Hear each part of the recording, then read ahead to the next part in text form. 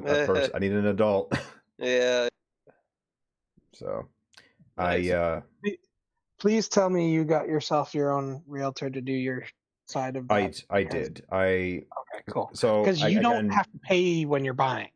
No. You pay when you're selling. Yeah. So, yeah, I didn't even know that. So yeah, no, I got a hold of a realtor. She was really nice. And I was kind of like in conversation with her because I wasn't sure if I'd be able to keep this place or not, or if I needed to find a new place, because it turned out it was actually cheaper to buy certain places than it was to rent, which is kind of interesting. Renting's expensive. Renting is expensive. Like, geez, it's insane. So I kind of went about it that way, and yeah, now like with all of my utilities and all the automatic crap coming out of my bank account, it's about the same as I'd be paying rent like right now, just maybe $250 above table more stuff I'm paying for. No, 300 with the extra I'd be paying in hydro. So that's about it. Try and keep a few grand on hand for emergency repairs. Yep. Yeah, because that's not something that internally inside the unit, that's not something they do anymore. Outside though, like if something were to impact my roof or to happen in the balcony, which they still have to fix, that's something in their purview. It's kind of like a who's responsible, who has to pay kind of idea. When the condo board or whatever has to do repairs to the roof or things like that, common repairs, they usually end up sending a bill to all the owners. Yeah, it's part of that whole I forget the actual name, but yeah, it's usually found in the status certificate from what I remember. So pay attention to whoever's running the condo board. Pay attention to what they're doing so that you're not caught off guard by a random $20,000 share of the roof. Oh yeah. No, that would be bad. That would be bad. I'd be like, oh, holy crap. Oh my goodness, we have a viewer. It's me. I avoided duplexes until I could afford both sides. That's a really good thought. That's a really good attitude to have. Yeah. But yeah.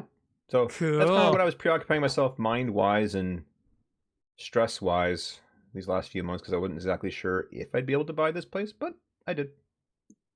Anyone else have fun news? 20 days to retirement.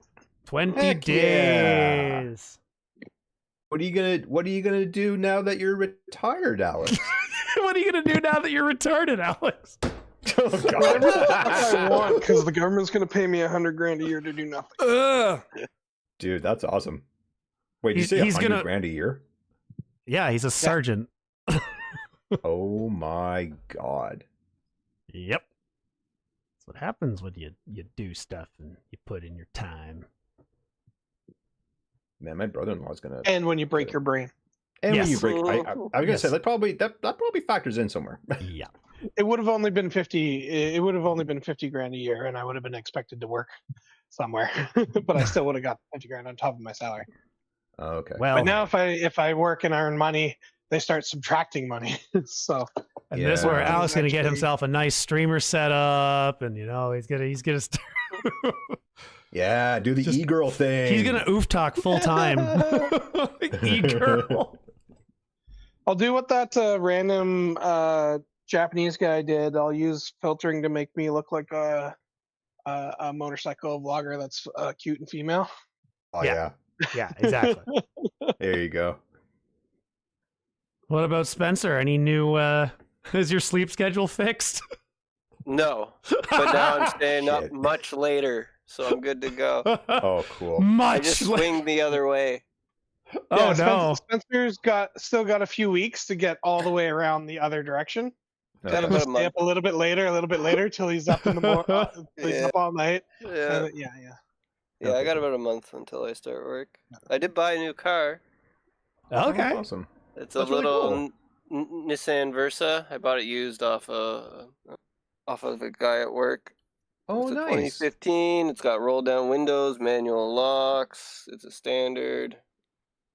Is that the Versa Note or like the sedan? It's the hatchback. Oh, nice. Nice. That's And cool. I scrapped my truck, and they gave me $900 for it.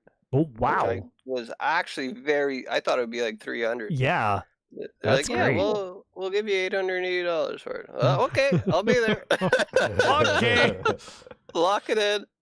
There you Well, it go. kind of makes sense because the frame was the only issue with it, right? So all the stuff that people are gonna pull is still good. The gas gauge didn't work. The 4-wheel drive was seized. I think the reason why I got so much money for it was because of the engine, which also wasn't working very well. But they don't even know that. It's but if a someone's gonna buy- 5.4-liter Triton. Yeah, if someone's gonna buy an engine at a scrapyard, they're going to rebuild it anyway. Yeah. So I think it was the timing chain on it that needed to be changed. I think it would be good to go after. My dad watched a YouTube video on changing the timing chain on it. He's like, yeah.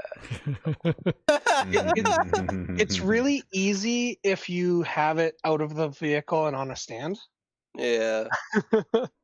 But if you're paying someone else to do it, it's really expensive. Or if you're trying to do it in the vehicle, oh fuck, just sell the vehicle. Just do it. And what about It's funny, Peter? Any news? The only thing exciting in my life is I have to go for jury duty on Monday morning. Yay! What? Yeah, Really? for a French Oh, language shit. trial. Oh my Oh. How's your you'll get French? Interesting. you'll get excused pretty easily then. Oh yeah. I sent in all the paperwork to get excused, but they didn't. I didn't hear back, so I have to show up on Monday to tell them I don't speak French, and they'll be like, "Yeah, I'm good to get here then." Oh, Anyway, yep. yeah. So that's funny. I'm not going to talk about all the things that are going to cost me a fortune that I have to fix at my house now that Seb has bought a house. I just will spare him that rant. Well, Greg bought a house. Seb bought a house. Alex bought a house. Good God, you people! You got. The market's so good right now. We say before the financial crisis hits. and we all quickly, fucking almost. buy a house. Yeah, fair enough. Buy oil stocks. Buy oil stocks, but not Canadian Buy ones. oil stock. We'll just sell them all to China. Yeah. Well, they've got a ceasefire going on now. My portfolio's bounced back in the last 2 days pretty nicely. Yeah, So, yeah. Last you couple might days have already been missed pretty the boat good. on the oil. Yeah, Seb, You you were should have asking been buying about it that. last week. Yeah. Cool. I still have GME, and that's it. It's the one and only. I just need the war in Ukraine to end so my fucking iron mine can make a fuck ton of money. There you go. Yeah, that's fair. I should probably. It's going to be Do one of something. the biggest iron mines in Europe. And where do you need iron and what do you need in a war-torn country? Iron and concrete. Yep. Iron and concrete. Oh, what's You right do. across the Mediterranean? More war-torn countries. Now, What? Look at all the options of inaccessible country. now, mind you, the second the Ukraine war ends is the second Russia is just going to implode worse than a bomb. So that's going to be another very interesting problem because there's a bunch of nukes in there. Welcome, all viewers, to our obligatory political chat before we play. They already did it once. There was nukes scattered all over the place when the USSR broke up. I think it's funny Oh, to yeah. talk about Ukraine. It's like, when was the last time Ukraine was in the headlines? It's like, it kind of probably should be, but we're so busy distracting people with other annoying crap. So, Yeah. And still not a single pedophile on the Epstein list has been arrested yeah. in North America. Well, Release did you the hear that? files. Did you hear that Trump encouraged Melania to push for a hearing for Yeah. and subpoenas being given out for testimonies? Yeah. It's like, yeah, I let's we'll see what happens with that. But I don't know. I'm not paying much attention to the Epstein nonsense. Sorry, the Stein Ep. Oh no, we've been flagged. Oh, and stream's been taken down. There it goes. The Stein Ep. Let's all speak in code because that totally does. Well, we better throw in some criticism of Israel while we're at it. Yeah, sure, we can do that too, and some, and Hamas did nothing wrong. Like we said before, it's like just pull up news article and just neutrally like Spencer said, what do you think of that? Offer no opinions. Just start a chat war. Parliament or whatever they have in Israel, the whatever it's called, they straight up accuse Netanyahu of orchestrating. Yeah, that's a couple times. It's just whatever latest country to get on that bandwagon is. Yeah. Although good news. Israel to discuss ceasefire talks with Lebanon. That'd be nice. That'd be nice. That's fair. They're pulling on the Moses Accords. I'm hoping that they can sort of pull on some of those relationships and see what happens there. Don't know yet. We don't know. Anyway, we're here. We're in the land of Chult, which is in Faerun, which is a different planet.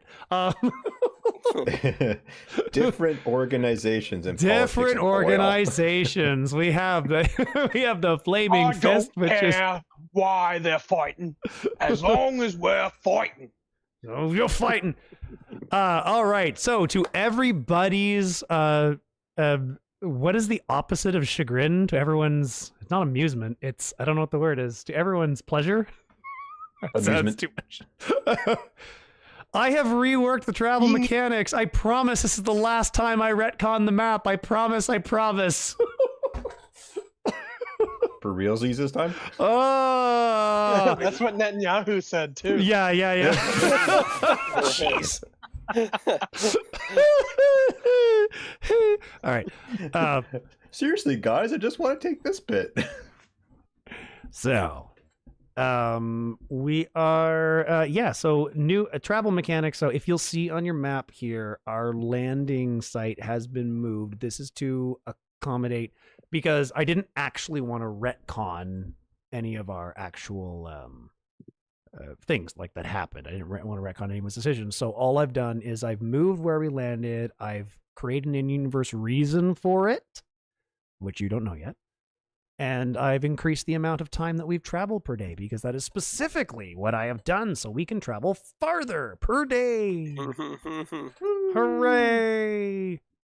So how it is going to work is there is a standard day of travel is 3 tiles. That works out to be an average of 2.5 miles per hour.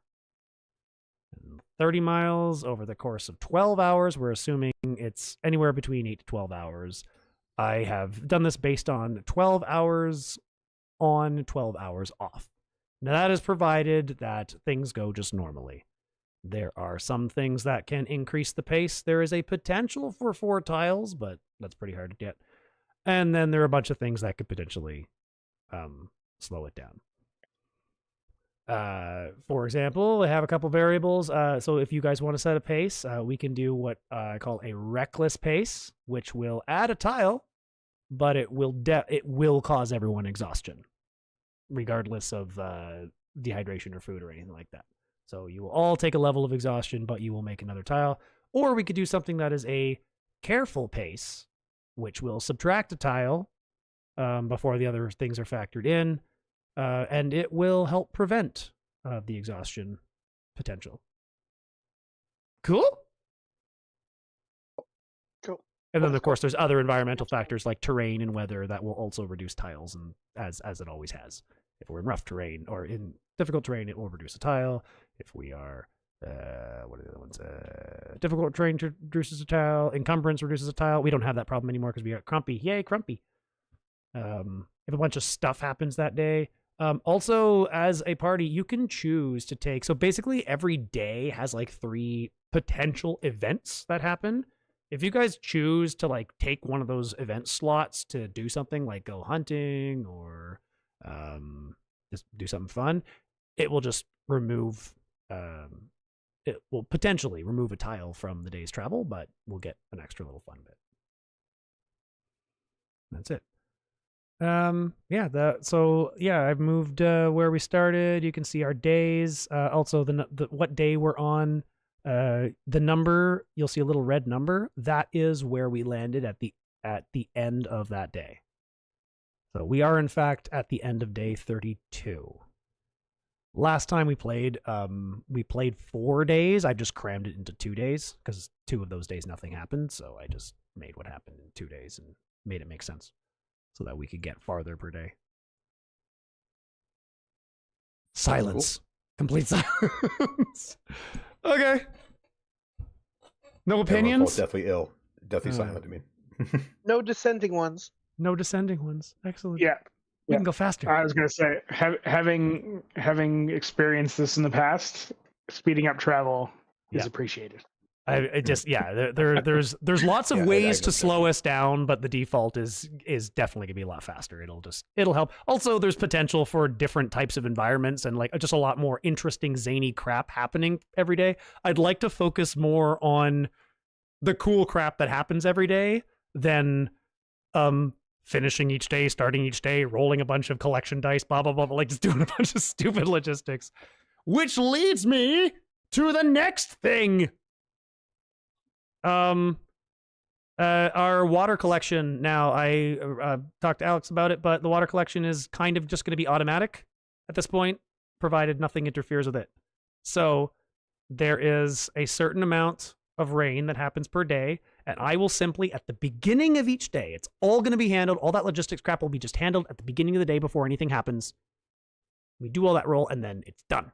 And we don't touch dice rolls or day logistics until the beginning of the next day.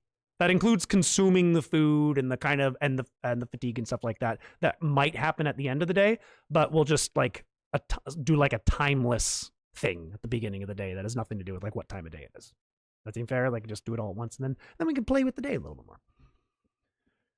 Sounds good. Cool. Can I get everybody to roll insight at advantage right now? I need I got to get some things popping up. Holding advantage is hold down the shift key on your keyboard and hit advantage. I want to see how it shows up in Roll20. Boop, boop, boop. Thank you. I was actually going to ask you how you do that. Yeah. You hold down the shift. Nat 20 for Seb. Nice. Woo. Doesn't necessarily mean anything. I just want to forget a roll. No, it doesn't necessarily mean anything. Just waiting on Peters. Oh, he's getting. You just wanted to waste your nat 20. Sorry, I was going to say I wanted my nat 20 to mean something. Maybe it does. Maybe it doesn't. You don't know that yet. Why is it not rolling? As far as I know. Did that roll in insight advantage? No, it didn't show up. Are you is your Roll20 open? Try opening your features. Sorry, not Roll20. Is Beyond 20 open? Sorry, Alex, I talked over you. What was that? I'm. Yeah, just try clicking on features and traits. Just hang on a second. This is why I'm doing this right now. This is why I'm doing this, so that we don't interrupt gameplay to have like a stop. Okay, so 13. Okay, but I'm just giving it to you out of my. Okay, but I'm specifically trying to. I'm trying to test the system. It's not. I don't need to know what the number is. I'm specifically trying to get the logistics of the system out of the way. Yeah. I'm trying to. That's okay. If it's giving you troubleshoot right now. Yeah, whatever you're doing, troubleshooting, that's fine. It will show up on screen at some point. All right. Cool. All right. Anyone? So I am going to go around. I'm going to go left to right. And I'm going to ask desired objectives. I just want to see, is there something you would like to see happen? It could be within the next couple days in universe. It could be along the path. Calva, what is a desired objective you have right now? What is Calva's focus right now? This is above table, so the other characters aren't hearing this. But I mean, he'd love to find like a dungeon or a mine. Okay. The focus is dungeon or mine. And of course, I'm sure Spencer wants combat. Yes. Yes. Calva would like a mine. Spencer would like combat. You know what's hilarious? When you asked me earlier today if there was anything I wanted to do, I was like, it'd be cool if we found like an abandoned mine or something so Calva could find some gems. That would be And I was very, like, nah, very cool. I won't bother saying that. I'll just keep it to myself. Another part of the that having to move faster per day is just like it just gives us more options of where to go. So that'll work. Alex, a desired objective. Go north. Go north, kill undead. Got it. Yep. That's an Ufthak objective. North in air quotes. Go north in air quotes. Does Alex have a desired objective? Like pretty much the same as Ufthak's. Okay, fantastic. Go kill undead. Got it. Get him into a fun thing. Go with the flow. Go with the flow. Faye, improvise. Sebastian. So Sebastian and Faye have slightly different objectives. Right. Sebastian wants to apply his crippling white knight syndrome to a situation for characterization. Okay. And Faye just wants to find a nice place to meditate and again find some of that delicious peace he's been after. And if going north to destroy the undead hordes achieves that, by giggity, he's going to do that. Okay. Have you heard of the Gloria Tear? And I don't know who this Tear is, but he sounds pretty freaking cool. And Peter, any objectives? Any desired objectives? I think that at the moment, besides the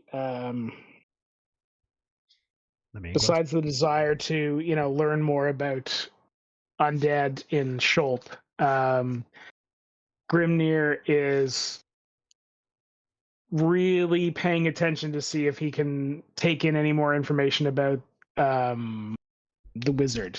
Artis, okay. Artis, yes, Artis. That's Artis info. Fantastic. If it comes up, I am at the mercy a little bit. There's a table that I'm following for encounter stuff, but yeah, bringing those connections. So perfect, excellent. I have some notes. I appreciate that. Let's review some memories. Yeah, Seb, start us off. Something memorable from the last session. Something you remember. One thing that I remembered from the last session was encountering some terrifying ice giants, but then not being immediately squashed by them like we might in Shadow of the Colossus. We exercised our soft skills, and I kind of like that. Frost giants. Anyone else? Those giants may have been made of frost, but Calva's the one with real ice in his veins. He slept through the whole thing.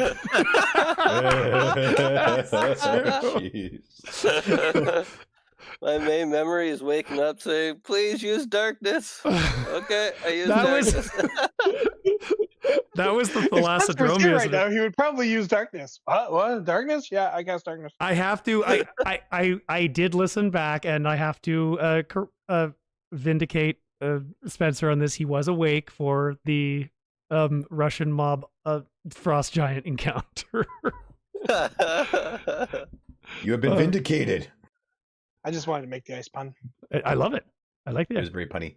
It was indeed very, very punny. What else? Any other going for recap? Memories? Nothing? Recap time. Calva, what do you remember from last time? Since you were like you were out for, I think maybe it was a total of half an hour at most. Yeah, it wasn't like crazy long. I feel like my memory is hazy because I was like super tired in the beginning. Do you remember anything from the last time? Just really after I woke up, and that we were being attacked by this like flying thing, and I used darkness so it wouldn't see us. Oh, that's right. Okay, the screechy. Yep. When we all tried to cram in the cave. Yes. And squish Xavius. Crush Xavius. Who was invisible, so I didn't need to be in a cave. I distinctly remember Ufthak's reaction to going invisible, or method of going invisible. Painting himself purple and not moving.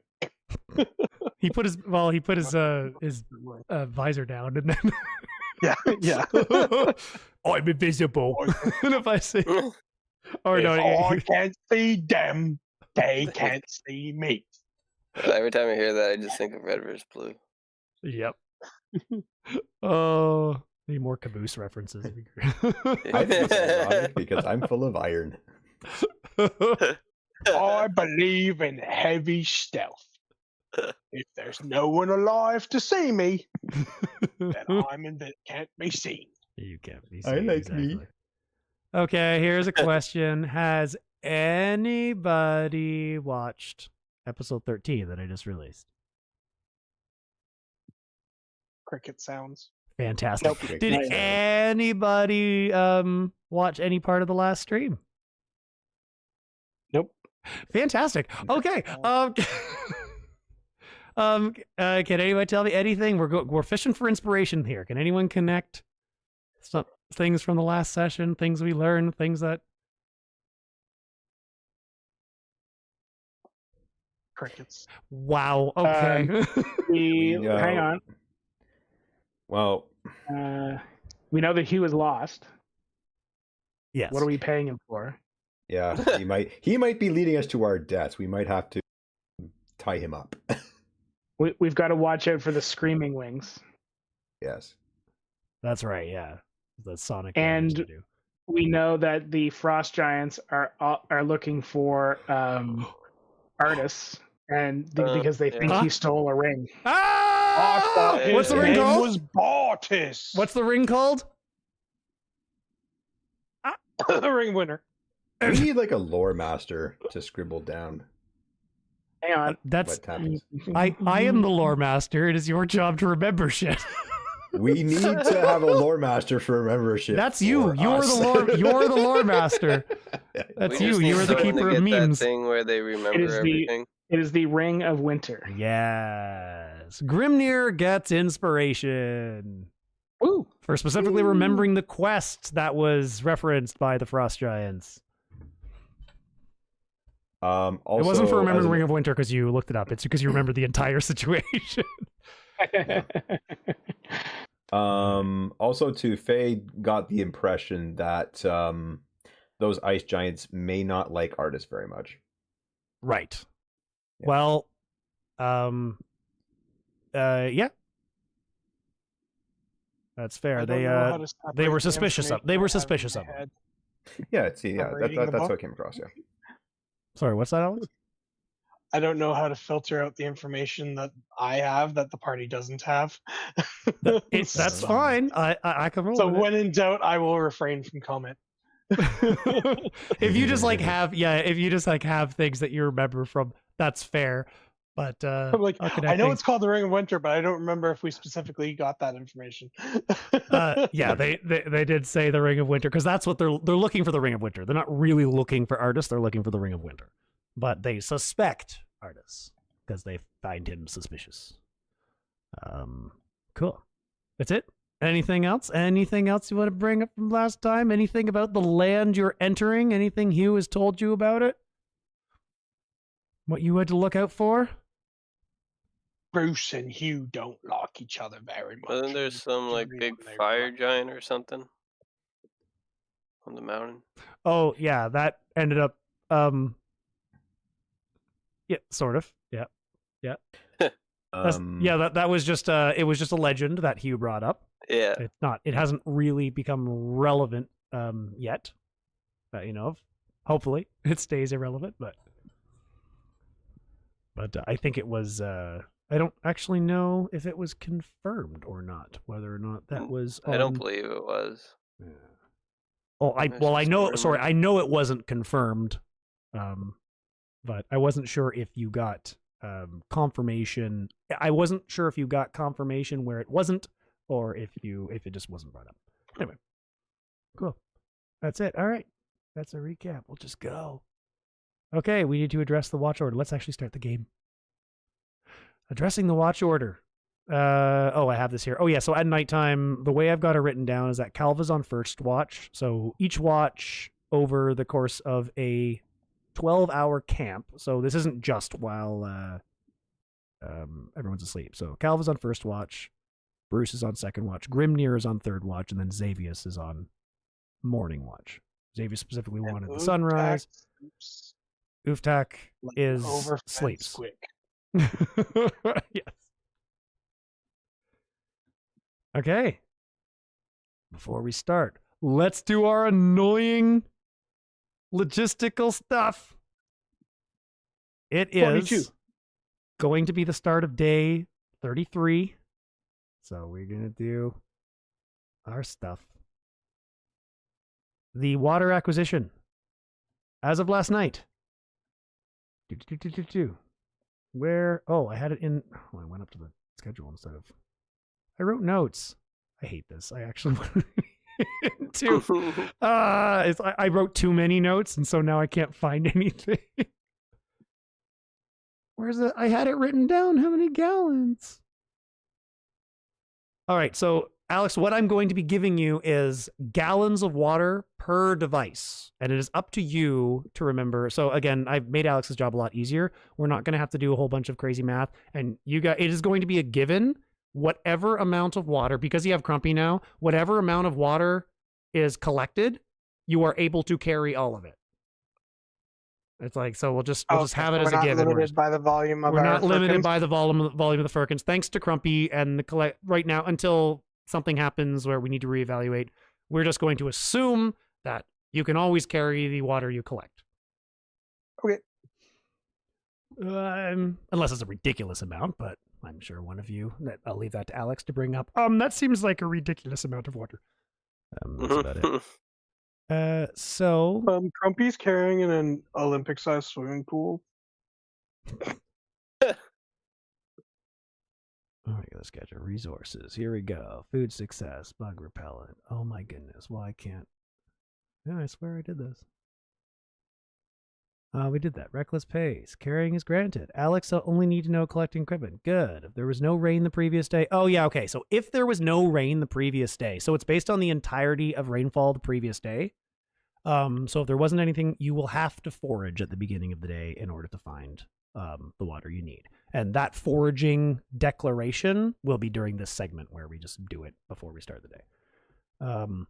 You are allowed to sacrifice a tile of movement in order to forage again. So, like, you know what I mean? Yeah. Yeah. Okay. So, Alex, you last night you were able to acquire, or over the course of yesterday, I should say, you were able to acquire 7 gallons per device. So that's a total of 14 it was gallons. very rainy. We only had 2. No, there's 4 rain catchers. Bruce has a 4 rain. Bruce has a rain catcher. Ufthak has a rain catcher. Grimnir has a rain catcher, and Hugh has a rain catcher. Okay.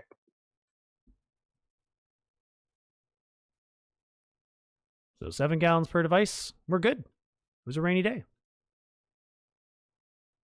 So we have a total of 30 gallons now. Fantastic.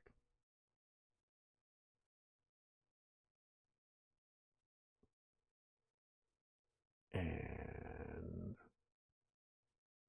now I know why that was. I couldn't find that because it's in the wrong spot. All right. The morning has come. I need to open up everyone's D&D Beyond.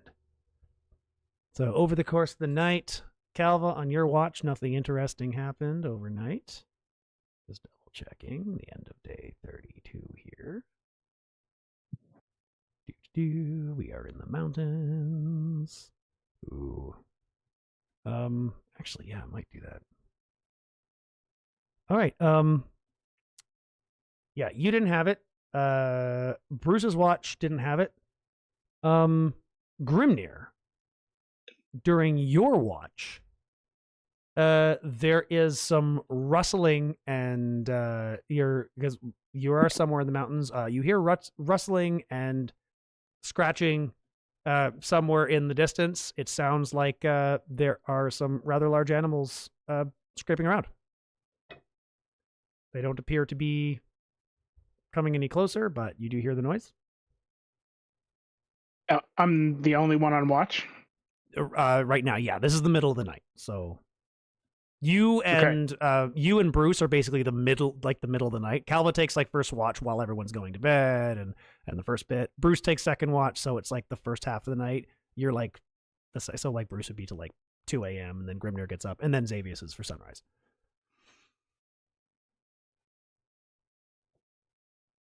Okay, I am going to pay very close attention to where the rustling's coming from, and if I think it's getting any closer, I'm going to start waking up the group.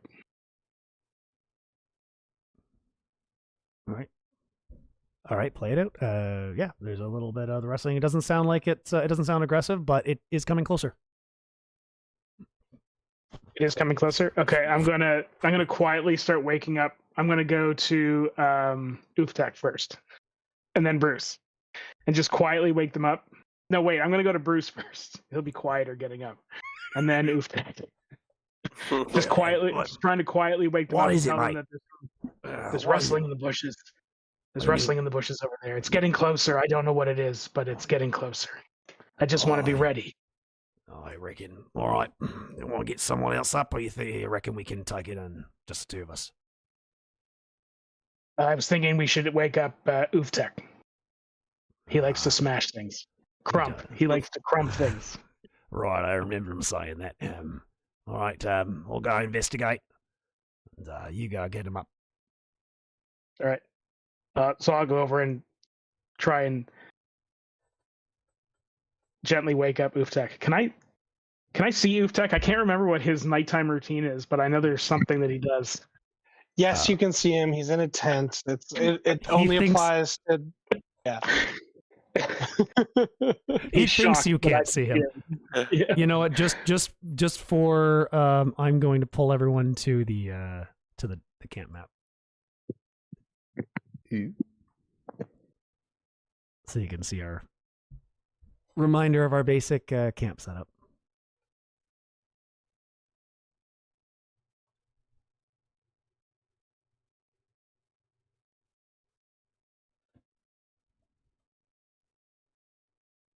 Grimnir's up. Bruce is going to check on thing. There we go. Not sure why that took so long to load, but.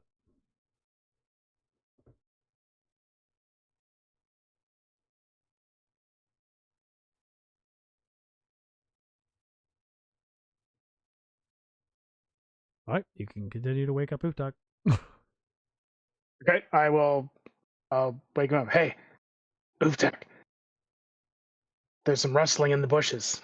I think we might need your help. Ufthak springs to his feet. Weapons at the ready. Right. Where they at? What are we smashing? Bruce has gone to investigate. Wake up!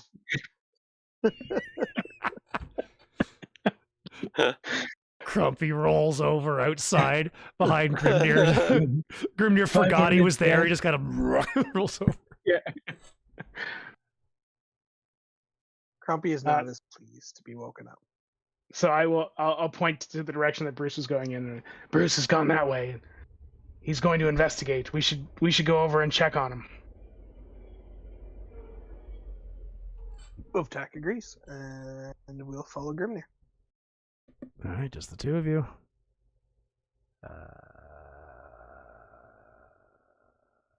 Okay. Let's check how many there were. Reminder: I have disadvantage on any stealth because of my heavy armor. All right. Doesn't matter at this point. So you're gonna move over. So you have the map. You'll have to. So Bruce has kind of moved himself over here. He's looking to see if he can find out what's happening.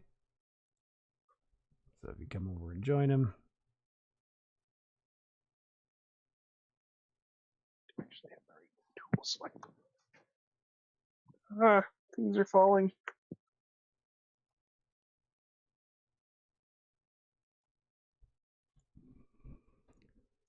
He's so Bruce is looking through. Bruce is gonna go ahead and take a little roll.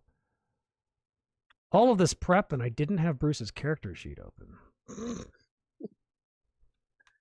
Well, Ufthak's gonna take a big old whiff of the air. All right, Ufthak, go ahead and make a. Well, I have your passive perception here. So make a perception check. See if it's higher than a 12.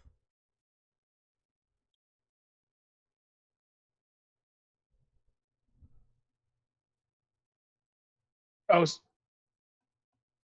Oh, sorry, never mind.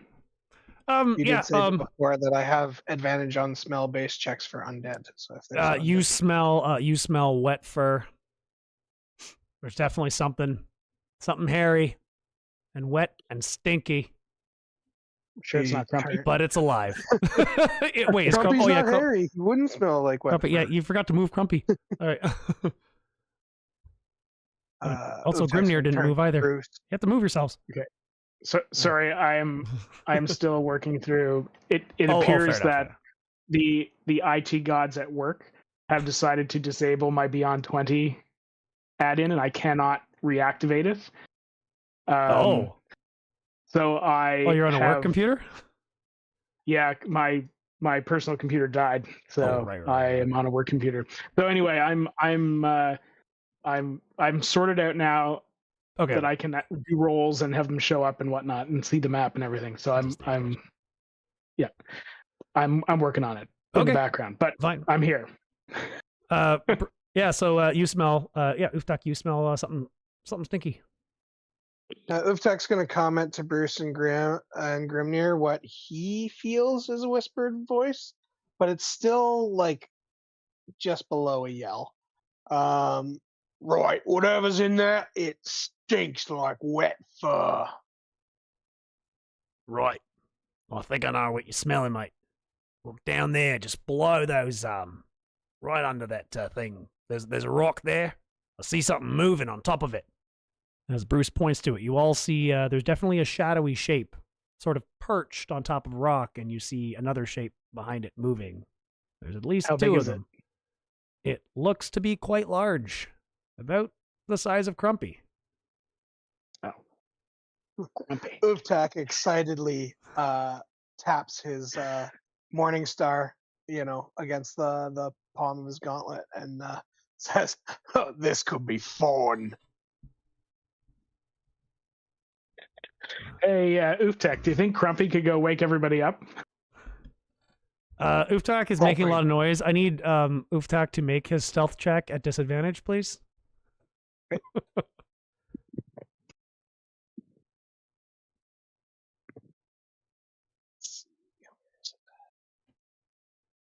It automatically rolls it as disadvantage. Well, maybe not. Does that come through as 1 or 2? 19. Oh, it doesn't. It just says Ufthak 19. It just says you rolled a 19. I don't know what it is though. I rolled the second one. Oh, okay. Yeah, that one says twice. Stealth. That one says it's still 19. Okay. The disadvantage, was that disadvantage? Well, I rolled 19 twice. Oh yeah, you rolled 19 twice. So 19. Hey, whichever of the 19s is yeah, you don't. They're still buzzer. You have not alerted them yet. So as it stands, Crumpy, go get the others. We're gonna have a fight. And Crumpy runs off at like a loud gallop towards the camp. Who has dark vision? I do. Okay, so Grimnir, you can see what Bruce has pointed out. You see very clearly, they're not dark shapes to you. Very clearly, there are two large gorilla-looking things with 4 arms. They have silver fur, and one of them is perched motionless on sentry, and the other is patrolling around the base of the rock. Do I recognize these? You definitely do. These are Gorallans. You've seen these before. What's the what would be the Chultan slang for one of these things? That would be. No, it's not in your list. I'm asking you. The Chultan slang, not the Chultan language, of like Chultan slang of like what would you call these 4-armed silver gorillas? Silver arms. Silver arms. All right. Called silver arms. Lore keeper, write that down. Yeah, Seb. Seb, you're the lore keeper. You gotta. How do you spell that? Silver arms. S. That's S. L. I'm writing in my notes too. Okay, you don't need to say it out loud. It's fine. We'll keep going. Who did you wake up? Yeah, let's go. Cut back to quickly. Crumpy going to wake people up. Yeah, so Crumpy's basically just going to go around and basically knock over the tents of all the other party members, starting with Xavius. So I'll defer to the GM's judgment how long that takes. Yep, that's just as you do that. So how long it takes? Yeah, it takes less than a minute for Crumpy to just ransack the camp. As he just jumps through. All right. He tramples Faye's tent first. Faye, you are nice sleeping. You are dreaming of Chuck Norris, giving you advice, and suddenly you are rudely awakened as Crumpy sort of pushes your tent over and knocks you out. Oh my god, it's happening again. And he warns his way over to Calva.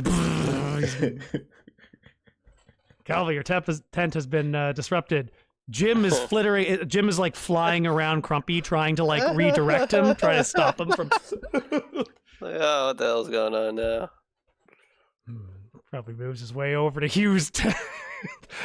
Crumpy knocks down Grimnir's tent, even though he's not in it. He knocks down he just like takes everything out.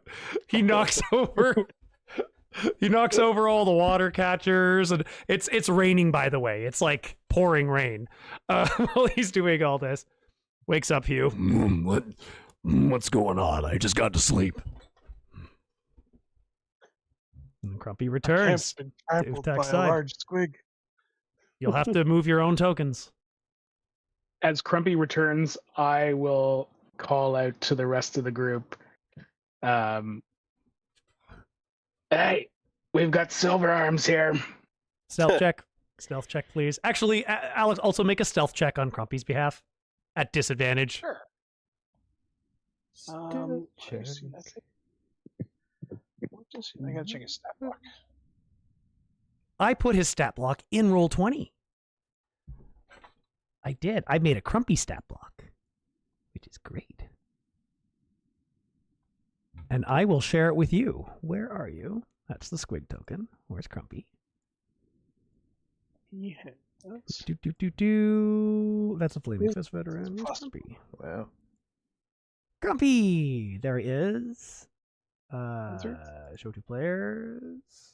Cancel. I need to. Crumpy got a nat one on. Yeah, you should be able to control the Crumpy sheet if you go to your. That's 7. Crumpy got a 7. Okay. Yeah. Okay. Crumpy's making a lot of noise. Yeah. Are you able to make rolls for Crumpy in Roll20? Yeah, it came. Well, it came through. I did it on my character sheet. It came as the fine steed is Crumpy. Oh, okay. Yeah, that's fine. I gave Crumpy a. On the thing. In Roll20, yeah, I gave Crumpy like his own stat sheet. Yeah, that makes it a little easier for you. Oh yeah. If you go to handouts, you should have control of Crumpy. Yeah, I just rolled one. Fantastic. Ah, yay. Okay. Yeah, no, you are not by any means stealthy. Immediately, Grimnir is like, as you hear a Crumpy rolling around, he's like, we got these silver arms over here. They and one immediately starts running toward you. Roll for initiative.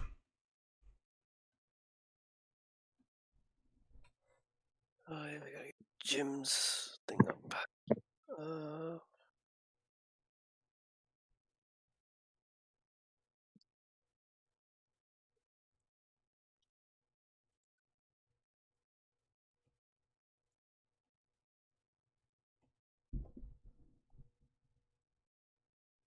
Not what I wanted. Why didn't it come through that time?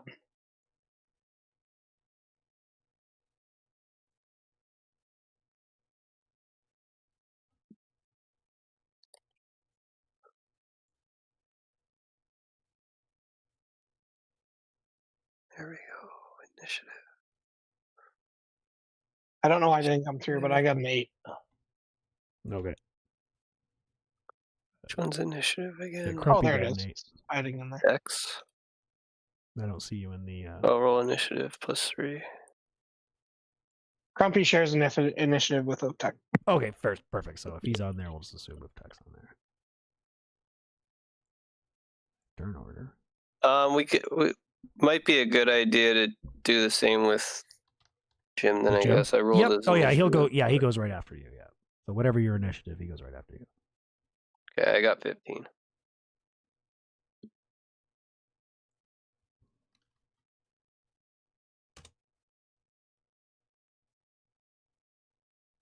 Not sure why it's not in there.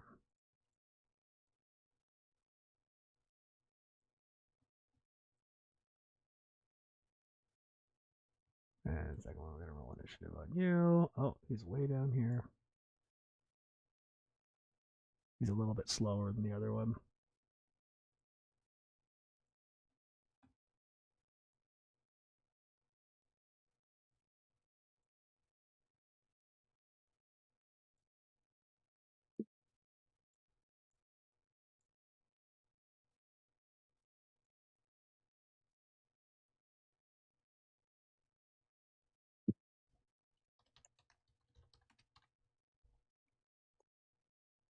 Yeah, 22. Where did he go? I got Faye. Oh, Faye. Oh, boy. I'm last again. I don't know why Artis is on there. He should not be on the list. Is that Nicolas Cage? Not sure why this is on here.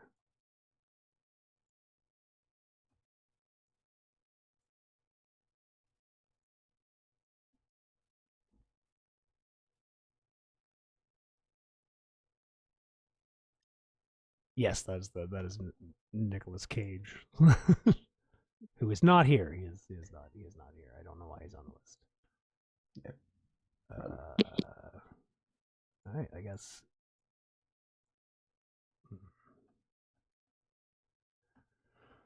Okay, let's try this again.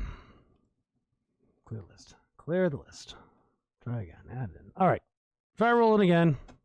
Sorry. There's only one Garalin. And then I need to put second one.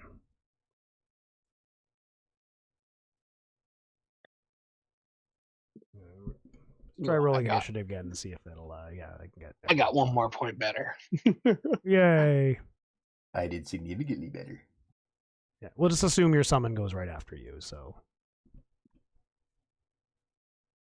So whatever, really, and it still didn't show up, 9.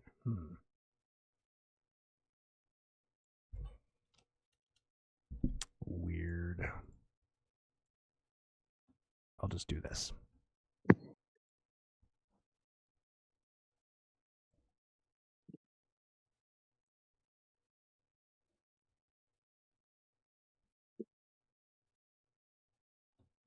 Logistics. I hate doing this.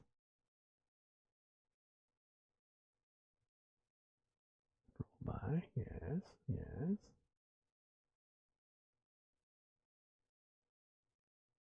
Roll initiative. Okay, well, I'm just going to have to add them manually.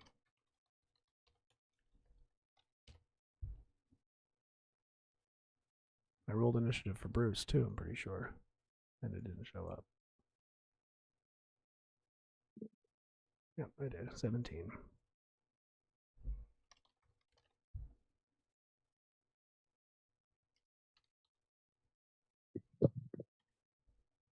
Grimnir, I get initiative from you.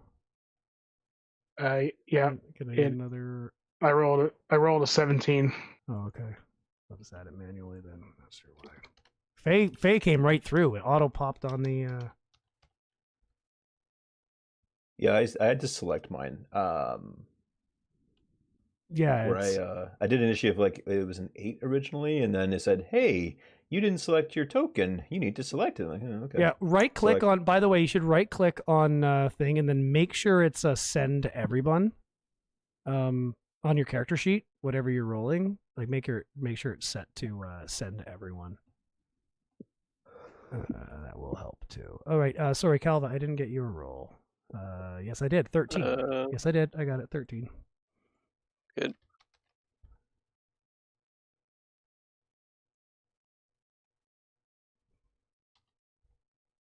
Grimnir got 17.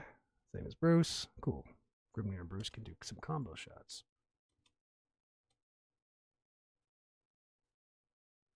All right, then there's a second Corellian, which I'll do here. But it's going to get a surprise attack anyway. So I'm going to make it go first, because it's charging you right now. Well, actually, you can react. Where is it? Where are you? Where are you? There it is. Do that. Open the sheet. I think I've got it figured out now, so I should be able to make it work from going forward. Okay, cool. Then we have 2 Gorellans on here. Yay, we have them both. Cool. Got them. All right, Faye, you have the chance to react first. In typical Florida man fashion, he's going to say, he's coming right for us! And I'm going to toss a dagger at him. All right, roll a hit.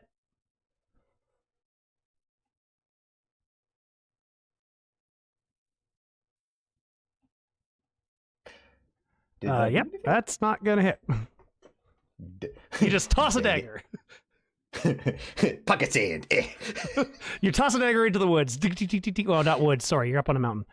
It's not quite as green as this map would indicate, but. Oh man, that's so anticlimactic.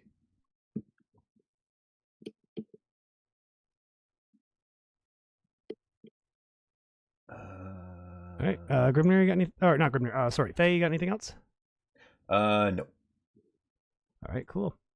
So he immediately starts charging, and first thing he sees, very, very angrily, and just takes a swipe. Grimnir's in the way, so we're just gonna take a swipe at Grimnir. With a claw attack. It's a 17. Misses. Barely misses you as he swipes at you with two of the hands. He's at advantage hit because he's got 4 arms, and continues charging past toward Faye. No bonus actions. It is going to continue moving up right into the middle of the group. Does it move out of my? Nope. Do I get an opportunity attack? Not yet. Nope. It's still there. Okay. It's like right in the middle of you now, and it's just. Bruce is like, "Oh yeah, get down there, mate." Well, where's Bruce go? There he is. And Bruce is actually immediately going to take a ranged attack with his blowgun.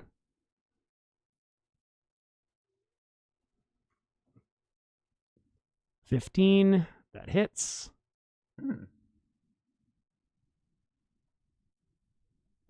Doing 4 damage. And now he's at advantage to hit on that. All right. It is time for Grimnir. Okay. First thing I'm going to do is use a bonus action to cast Blood Curse of Bloated Agony on the silver arm that just ran right by me. Okay. And so that here I'll put it in chat. The VTT. Nice. So if it makes more than 1 attack, it takes 1d8 necrotic damage. And it has disadvantage on strength and dex checks. Okay. Until the end of my next turn. Disadvantage on strength and dex. Okay. And now I am going to attack it with my Zankutsun? Is that how you say that? Zenketskin, yeah. Catskin, like a cat. Okay. Zanketskin. Yeah, okay, whatever. Your sword. My sword. Your sword. With my pointy thing. Those are all coming through? Yep. Yes, they're coming through. 18, yes. That hits. Zenketskin Yikalwa. Yeah, that's great. You have it both. I like it. It's a Chultan weapon, but for weebs. 8 damage. Nice.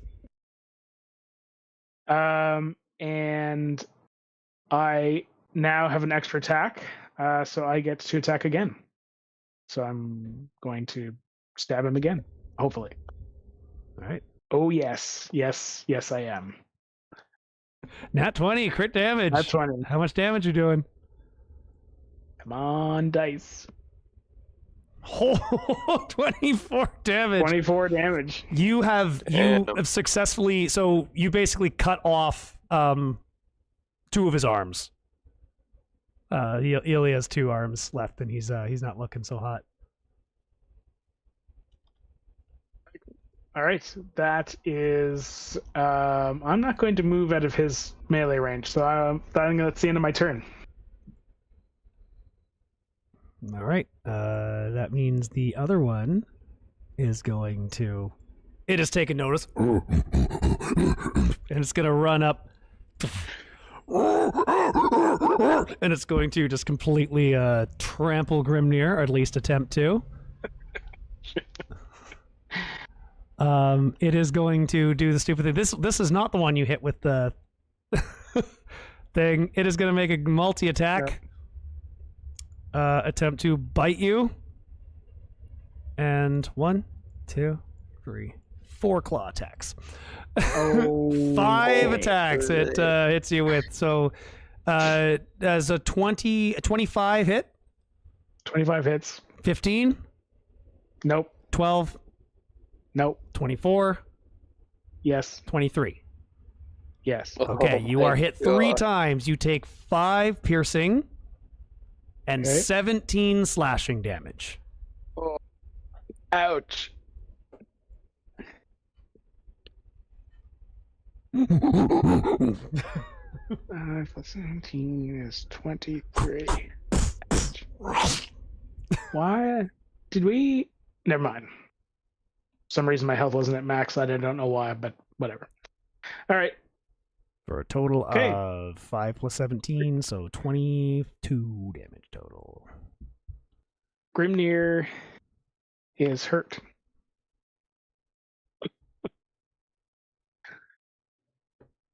I just realized the stream can't see the battle because I was still the center of the cap. There we go. Grimnir is hurt.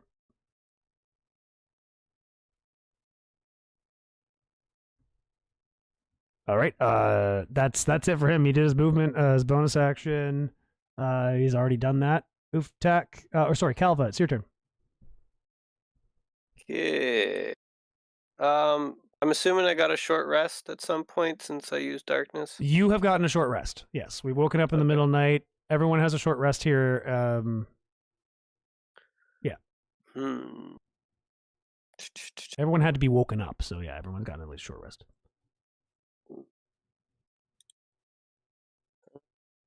What is the range on my new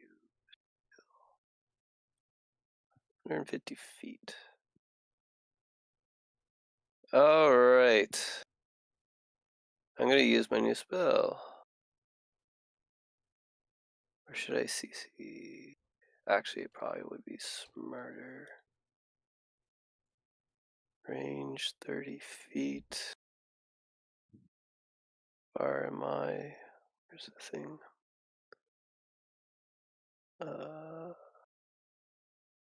30 feet. I think this will work. No, I'm going for the big damage. Alright, I'm going to cast Fireball. On which one? We're all pretty close proximity. I'm going to cast it behind the back one. Okay. So the edge catches it. What's the fireball radius? 20, I think. Okay. All right. So you centered it. You would center it. Like back. How do I paint? Yeah, but it'd be about there. Yeah. As the flame flies from Calva's fingers, Grimnir's face just goes white. You know what? I'll just cast it right on Grimnir. Hit both of the things at the same time. Yeah. Try to hit both of them and Grimnir. All right. Fireball just kind of happens. Roll damage. Oh, man. Okay. Cast. Did I cast it? Did that just happen? No. Cast. BTT. I was planning on doing that, but I'm glad that it happened naturally. Xavius rolled a nat 1 on initiative. He immediately goes into a coma. All right, it's a dex save for him. All right, dex save. Turn this on. All right. 17.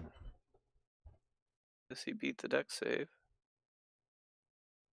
Should be half damage. Is it half damage?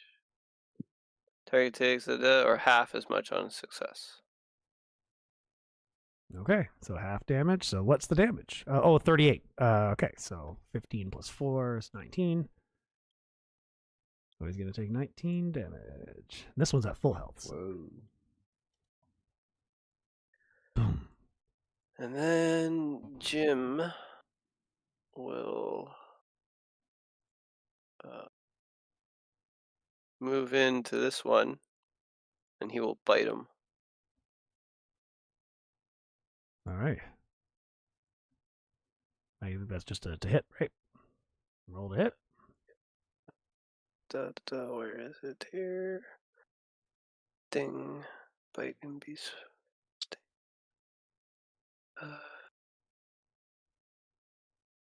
Where the hell is this? It was 5 to hit. 15. Yep. There we go. Yeah. Oh, that hits. It's Sting. Did it do the damage or no? They didn't show the damage, no. Oh, here, hit 5, 1d4 plus 3 piercing, and the target needs to make a DC save. Oh, All right. didn't roll What it. kind of save? Hold on. Okay, there. So there's the piercing damage. Okay. So And then DC 11 Constitution saving throw. all right. It's piercing damage. 11. Constitution save. Okay. So Constitution. 21. All right. So he passes, so he takes half damage of the poison damage. Oh, okay. And what's the poison damage? 9. So rounded up. 5. Or rounded up or rounded down? Want to just do rounded out? We'll just say it's rounded down for everything. Sure. That'll work both ways for everybody. So. He is not looking so good. He's like, and kind of collapses a little bit. He's looking kind of enraged now. That's all I got. All right. Ufthak. Okay, is Ufthak currently within melee range of the Grellian in the middle of the group? Yeah, I mean, you're 10 feet away. You could... Okay, cool. I was just making sure you can move. And the Grellian in the Can you south move your token? You should be able to move your token. Yeah. Oh, okay. I'm just making sure that he doesn't get an attack of opportunity though. Right, I see. Yeah, and which one is looking in better shape? The one that just got... The one that's currently on fire is looking in better shape. The one on fire is in better He's shape like, than the one with 2 arms. Trying to put the fire out. Is like, put his fire out. Yeah. Uftak's going to confidently stride towards it and take a big old swing with his Morning Star. Alrighty. Just a big old bludgeon. Roll to hit. 12. That is not going to hit. He's going to use. He's going to use his his divine guidance to add 10 to that. Guidance. I'm supposed to use anything you add to it will make it hit. So anyway, so it's 22 instead of 12. Great. And then because it hits, he's also going to, as a bonus action, it's going to be a guiding. It's called guiding strike. No, not guiding strike. Sorry. Where I just had it a second ago. My character sheet is being dumb.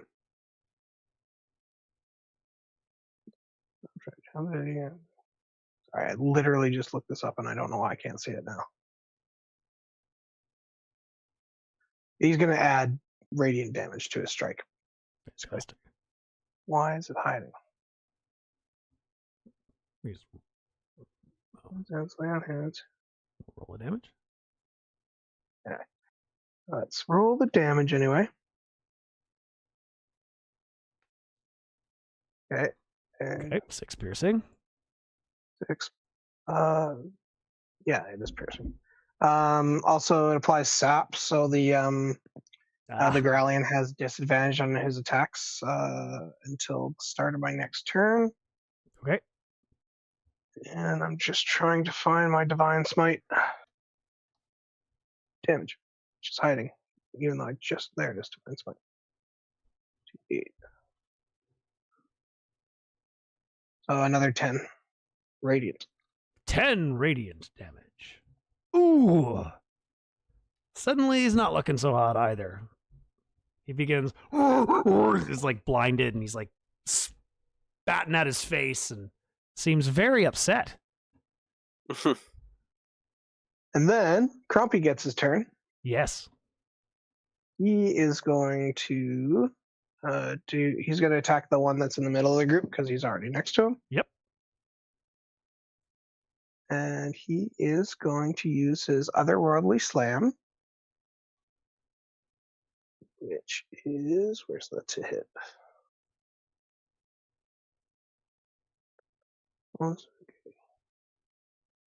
No, it does 1d8 damage, but I don't see the to hit modifier. Oh, you just you click on the name of the attack. Oh. That. Yeah, it doesn't seem to be linking it. Oh. Oh, that rolled damage, I think. So I go Speed.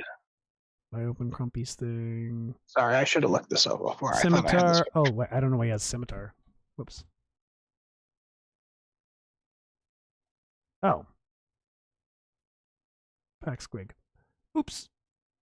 Yeah, you're gonna have to do his attack from your character sheet because it looks like I didn't put his I didn't put his actions in the character sheet. I'll fix that while you're doing that.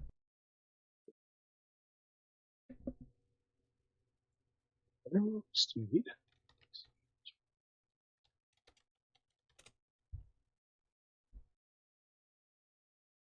I could just do a strength roll for him. I guess that makes sense.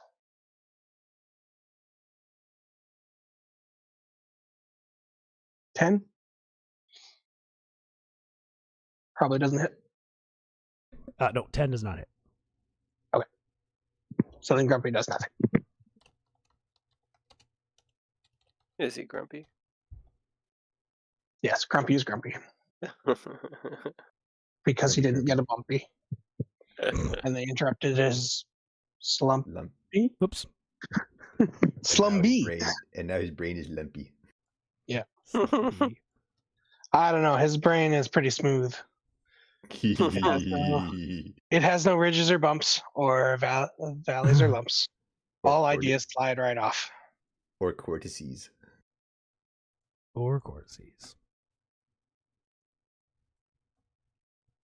He's more teeth than brain. Yeah.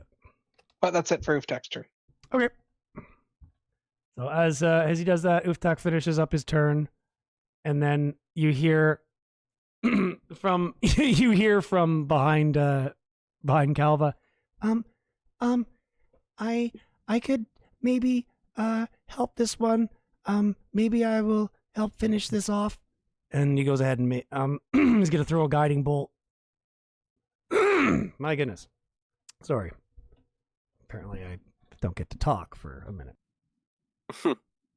All good. Cast guiding bolt. That should show up. There we go. 14 does hit at 3rd level. 21 damage. Oh, nice. It's, Xavius does manage to finish the thing off with Crumpy's help. he was hurting you, and well, Xavius immediately tries to run over, and who took Grimnir's the only one who's taking damage, right? Yeah. And this guy's dead.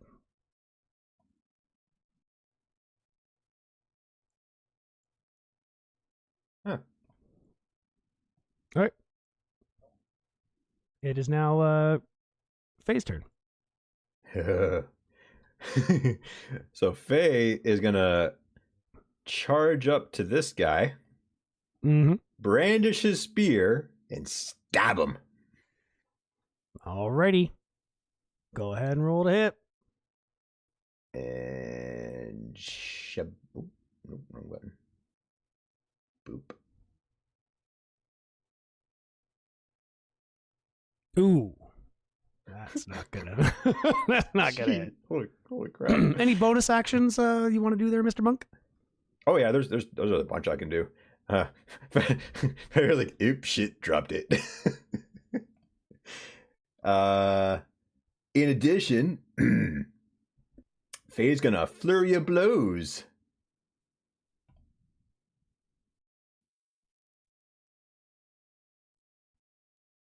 I think that should be a 17. It's a 17, yep. That definitely hits. All right. Is that 2 or 3 hits? I gotta refer back to my cheat sheet here. What's the difference between Addle and Topple?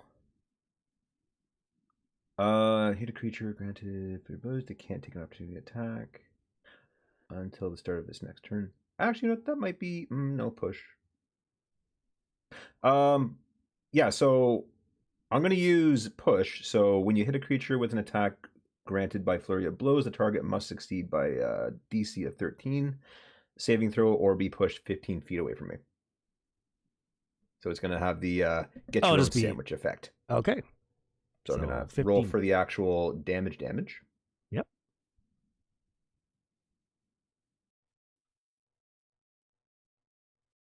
And it needs to go back. And it needs to succeed a DC DC's 13 strength. There we go. Strength throw. Nat 20. It gets pushed 15 feet back while Faye says, flips open his little pocket book of scripture, says, "Time waits for no man unless that man is Chuck Norris."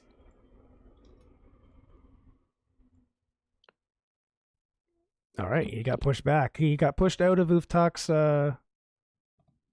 range. And Grimnir's range. You can both make an attack of opportunity if you want.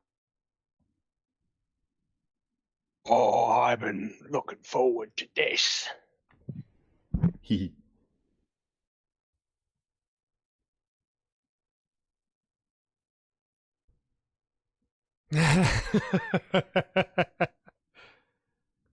Well, Grimnir got a nat 20 on that, so between the two of you, how do you describe this kill?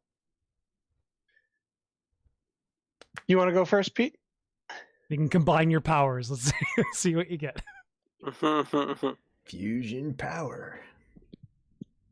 I'm thinking I give Ufthak gives Grimnir a bit of a boost. You go high, I'll go low. And I do a nice big uppercut towards the belly of the beast with my Morningstar. And Pete's probably on mute. I was gonna say, is Pete? Well, he's not on mute. It's like, is Grimnir have any color? Sorry, I was also coughing, so I muted myself. This elaborate combo kill. Okay, so Ufthak's going low. Grimnir's coming down to meet the Morningstar. So as the force is driving the creature's head up, Grimnir's sword is coming down right into its skull. Ooh. And it's gone. Flawless victory. The camp is safe.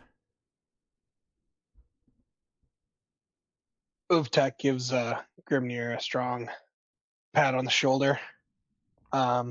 he feels a bit stronger as he gains 10 HP from lay on hands for my healing pool.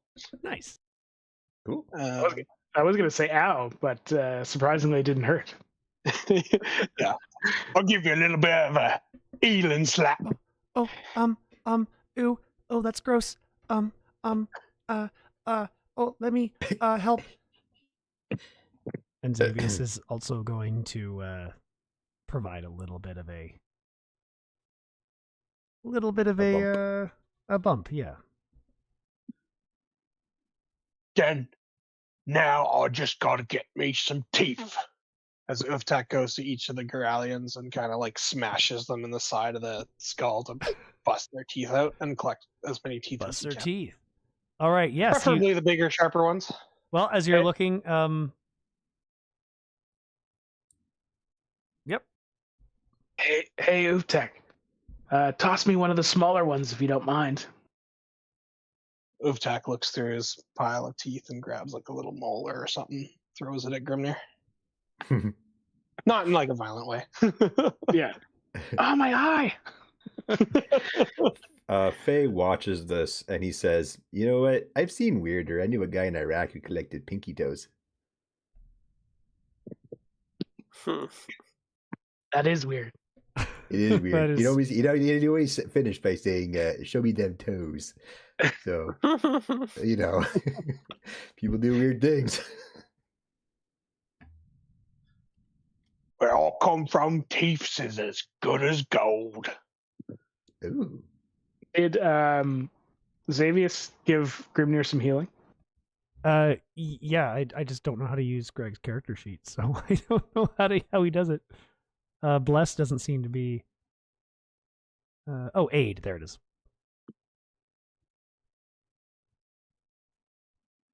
You get 10 points of heal.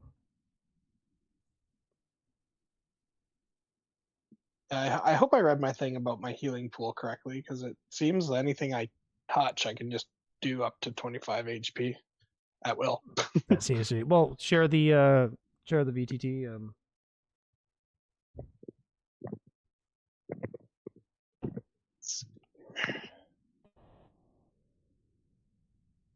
Spells. Actions. Oi, those bloody things, what are they doing and snooping around near our camp at night? Do you reckon they're after something? There's nothing out here to eat.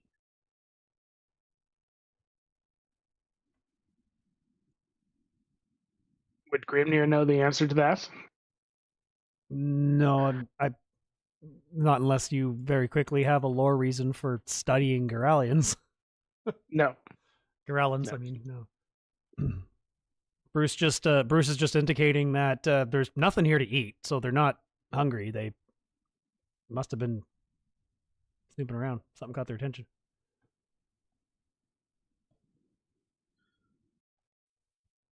Big, strong creatures like this, they probably got some sense in them. They just like to fight.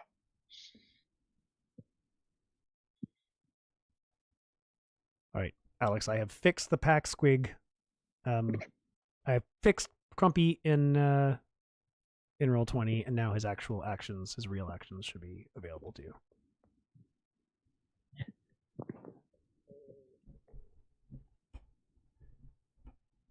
As a bonus action, you can touch a creature and draw power from the pool of healing to restore a number of hit points. Yeah. It uses one of your divine, right? Your healing power. But yeah. That works. Well, I think it's separate from my divine because my divine your blessed touch channel divinities. I can only use the channel divinities twice per long rest. With that lay on hands, restore total hit points equal to 5. Oh, so you have a limited number of hit points you can restore. So if you're level 5 paladin, 25 you can give 25 hit points, and now you've used 10. Right, so you got 15 left to use until the next long rest. Exactly.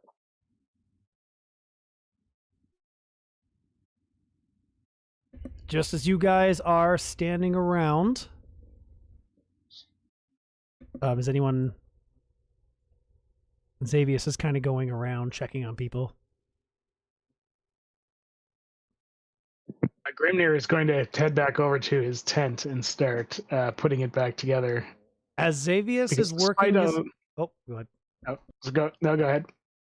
So if you're working, as Xavius is starting to move around and gets close to Crumpy, you all see a light pour out of the ground. And it appears that there is a little fissure appears right underneath Xavius, and this light pouring out as a symbol begins being drawn on the ground. Some sort of holy symbol that none of you recognize. And Xavius is drawing this? No, he's just standing there. It's just, well, you don't know if he's drawing it. He's running over, and underneath him, just suddenly this symbol that's just pouring light out of the ground. It appears to be fed by some otherworldly energy source. And Xavius like, oh, I guess I have been summoned. And then suddenly he gets yoinked underground and just, like he just gets pulled under and disappears before all your very eyes, and it closes back up. As the thing closes back up, there's a concussive force that emanates from that area, from right here, and everybody within 40 feet of that is going to make a Constitution save. Sorry, within 20 feet. What am I talking about? No, 20 feet. So that's Faye, Ufthak, Bruce, and Calva. Grimnir managed to run out of the way just before it happened. And Crumpy. Sorry, it was a con save? No, sorry, dexterity save. What I talked about. Dex save, okay. Sorry, dex save. Yeah, I must have said I meant dex save. Is that just straight dexterity save? It's a save though. Okay. Yep. Wow, everyone's doing good. Everyone's surviving the concussive blast. 16, I got a 14. Everybody's. Wait, who got? Did Crumpy get the 14 or?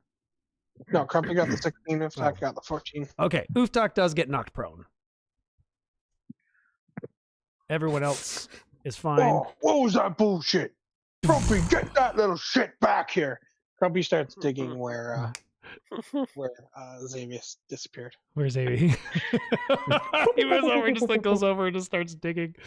No. Jim poofs out of existence. As the shockwave seems to hit him, and he kind of looks at you as like, Master, it's got poof, and then he just kind of disappears. You see the Goralin bodies, they kind of teleport to two other random spots. And Bruce suddenly collapses to the ground, holding his chest in pain. Ah! Oh, what the fuck was that?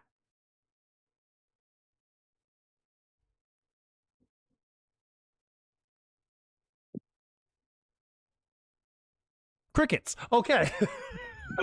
So having seen, so Calva wasn't affected by this? Nope. And Faye wasn't affected by this? Nope. Bruce seems to be the only one who was negatively affected, other than the fact that Ufthak fell over. Yep. Ufthak, he was just you saw like basically a concussive, like a shockwave, boil out and everything. Yeah. Everything survived. So Jim just disappeared? Yep.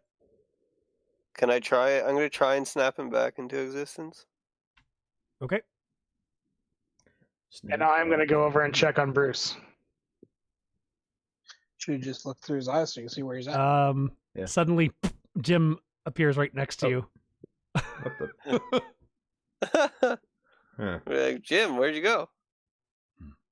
He tells you he couldn't describe it. He went to a place of light, but it was incredibly evil light. It was it's light that he was oddly comfortable with, and he usually doesn't like that kind of radiance. But he couldn't describe anything about it. He's just like, it was just a plane of existence that was nothing but light, but it was this warm, comforting, evil light. He kind of wants to go back, actually. Master, please let me go back. It was such a nice place to be. Is it a P. Diddy white party? Yeah, so I'll finish the Calva introduction. Yeah, he's actually now kind of begging to go back. He's like, I just had a glimpse of what I could only describe as heaven. Sorry, Jim, I have no idea how to send you back there. Curses. So why would you do this to me? And then he remembers he's kind of your slave, and he just immediately shuts up. Grimnir and Faye. Bruce is he's just on the ground. He's kind of like holding his chest, kind of writhing in pain. Like something hurts. Are you dying, Bruce? No, just fucking, I don't know, it's going on. It's this bloody, I think Xavius called it witch magic or something. Wow. Okay, how do we undo your witch magic? Just give me a minute, mate. Fucking, it's starting to die down. It just fucking hurts. Oh, yeah, that thing will knock your bloody teeth out. Yeah. Is everyone all right? Yeah, I'm good. It was a little unsuspected, though. Everyone seems to be fine except you. You seem to be the only one who was affected by it, other than Bruce. No, not Bruce. Jim? Yes. Jim.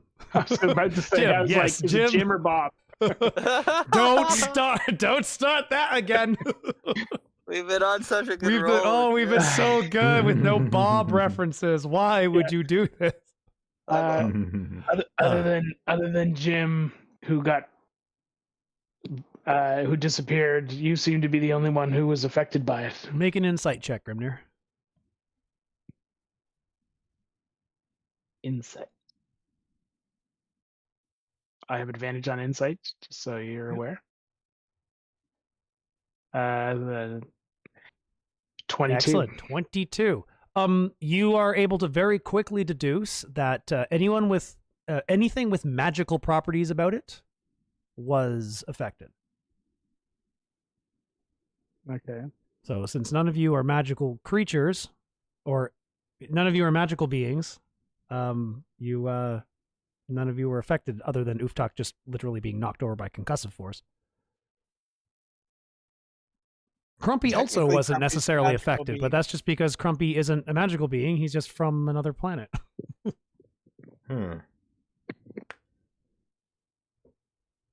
He's a weird-looking dude. There are others around. Faye has come over, I think, because Faye is talking. Faye and Calva and Jim, they're all standing around you.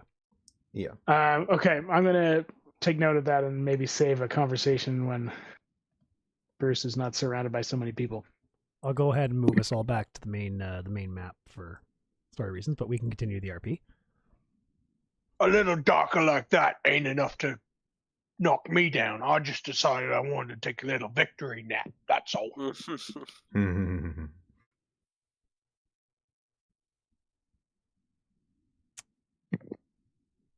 Grimnir is going to head back over towards his tent and start to put it back together. While he's like, how the hell did my tent get knocked over? Because he didn't see Grumpy go on a rampage through the camp. Ufthak kind of just casually walks around to all the tents, putting a quick hand on them and casting mend. Just repairing the tents. Nice. Where he just Cleans goes up into after his himself. own tent. He goes into his own tent and goes back to sleep without a word. It's probably about... Oh, sorry.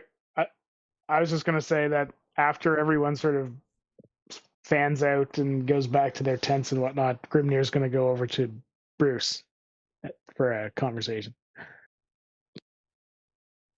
Right. What is it? I didn't want to bring this up in front of everyone else in case it's a sensitive topic, but I noticed that shockwave affected anyone with magical properties like Bruce or like Jim and yourself. Why would it affect you? Well, Xavius has been trying to figure out what was causing those pains a few days ago, and he said something about like a witch magic or a hocus pocus or something like that was his best guess. Because I knew it wasn't dragon magic that was affecting me, but that time it was just pain. It didn't feel like magic at all. But well, I reckon it's time I told you this. The only reason I'm here is because of the magic of dragons. You remember my little mate there, Bongo? Yes. Yeah, that's he's kind of like my my afterworld companion. I'm from down under. Oh, I know it's a funny joke, but somehow I'm a construct of dragon magic, and I'm here. I've been given a second chance for that reason, but whatever that was, I don't know. I can't explain it. I don't know how any of this works. I just know I'm here. I'm here. I'll live to fight another day. DM, does Faye hear any of this? Yeah, Faye's hearing this conversation. Okay. If Faye's listening to if you're listening to the conversation, it's like still the quiet of night-ish, so. Okay. Because Faye being from Florida would have some sort of vested interest in people from Earth. Wait for Grimnir to kind of react, because it's the first time Bruce has like sort of hinted at coming back from the dead, although not outright, not explicitly saying it. So, okay. I have only known a few people who have been lucky enough to have been chosen for resurrection. I would consider that a great blessing, and to be chosen by the dragons, I imagine that's quite rare. Wow, you should consider yourself very lucky. You're familiar with dragon magic, are you?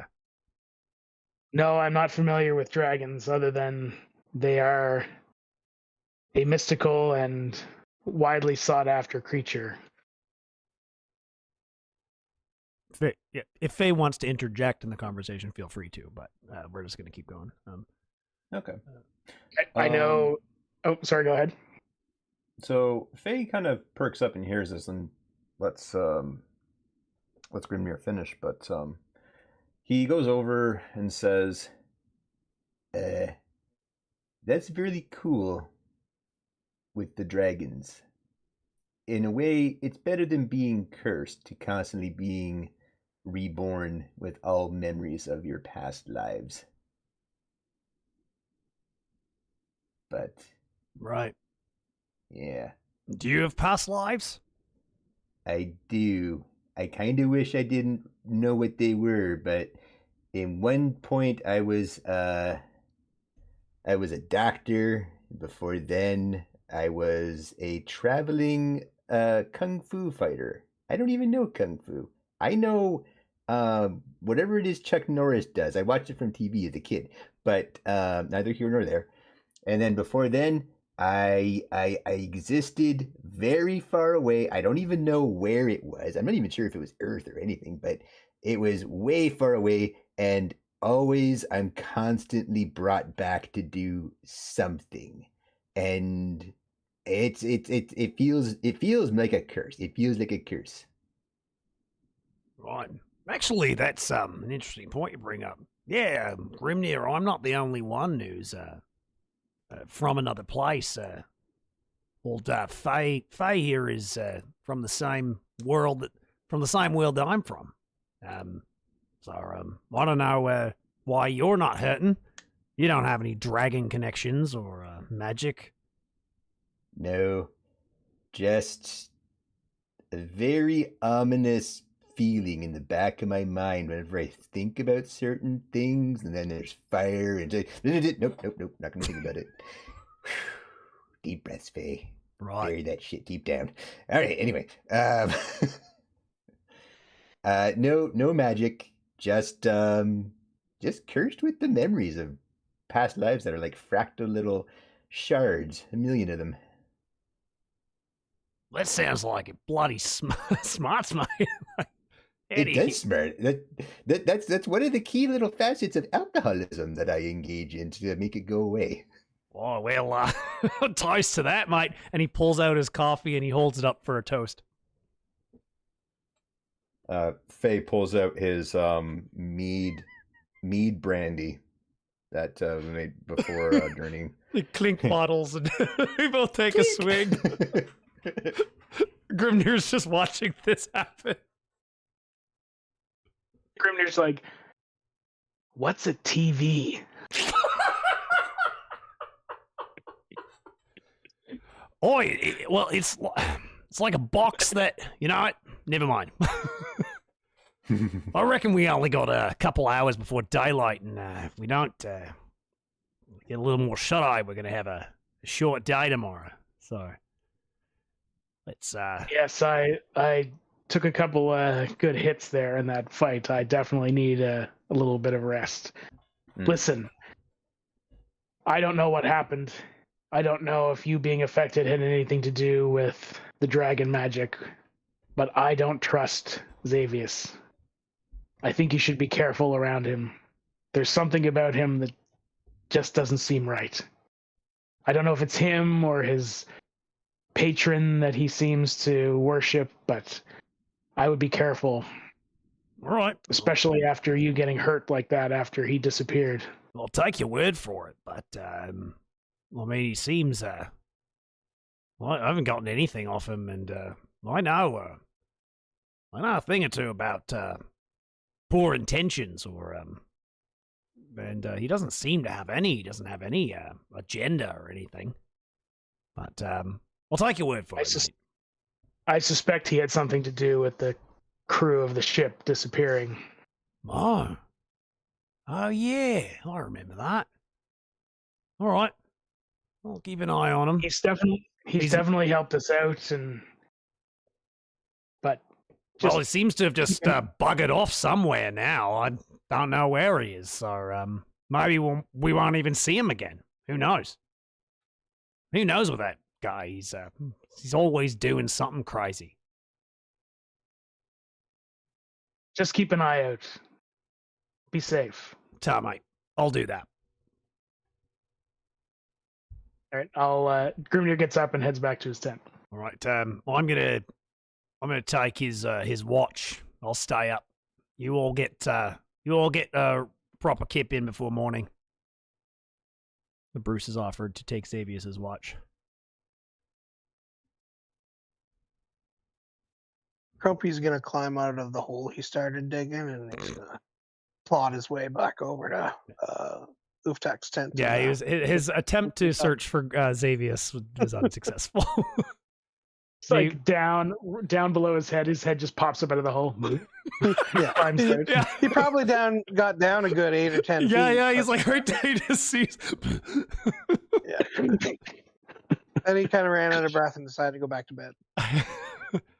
All right, morning has arrived, and it is raining. We've already done all the water for the day and everything, but yeah, it is raining and it is foggy. Day 33. As the party members are waking up, Ufthak's just kind of like sitting under like a little cover next to the fire, and he's like rifling through some of the Gorelian teeth and trying to find one that fits into a gap in his mouth.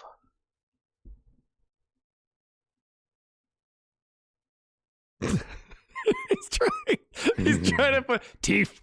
He has teeth. Just don't it. Oh, that'll work. All right. Yeah, we'll set up. So, as the day starts off, I just have to remember my schedule here. Yeah, we're going to. So suddenly, Hugh comes out, the only one who just immediately went right back to sleep after Crumpy destroyed his tent. He seemed to roll over and just continue to sleep. You all wake up with your like tents are mended or whatever, and you see Hugh laying there rolled up in like tent. and he gets up. He's like, Well, that was a right proper sleep. Good hard rock. It's good for the soul. I miss the mountains. So where are we off to today? I believe the mountains. Right. Well, you all look a little unrested. Something happen? Nothing to break up a nice sleep like a good fight in the middle of the night. Right. Well, I seem to have a better sense of my way about things. And Hugh is able to sort of see the winds, even though it's rainy, and he is able to indicate. So if you look at your map, you'll see a whole bunch of yellow question marks. Those are places there where you may have been. Any of those places could be where you currently are. But Hugh has managed to no longer be lost. Turns out you are here. Oh.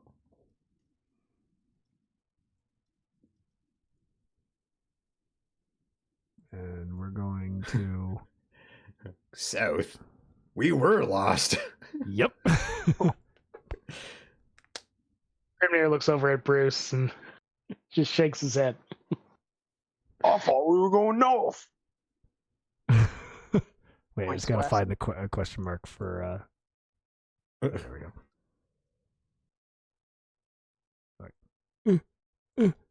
Too much. Oh no, did we go back? No. I just have to move tokens out of the way so I can move things. Gotcha. There we go.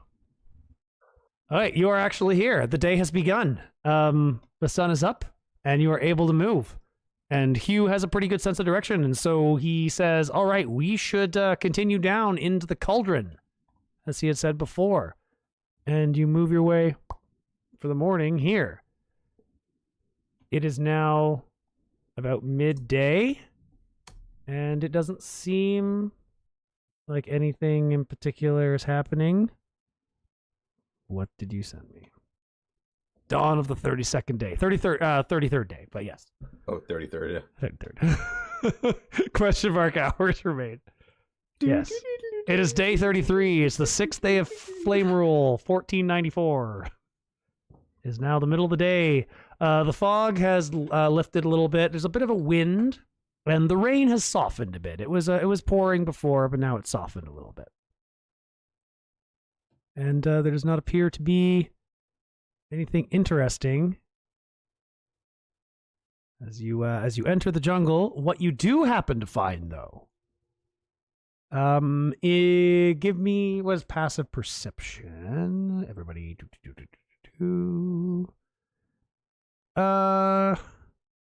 is Grimnir. You catch sight of, as you're walking through the jungle, you catch sight of a little pile of sticks and what appears to be an abandoned camp as you're walking through the jungle today.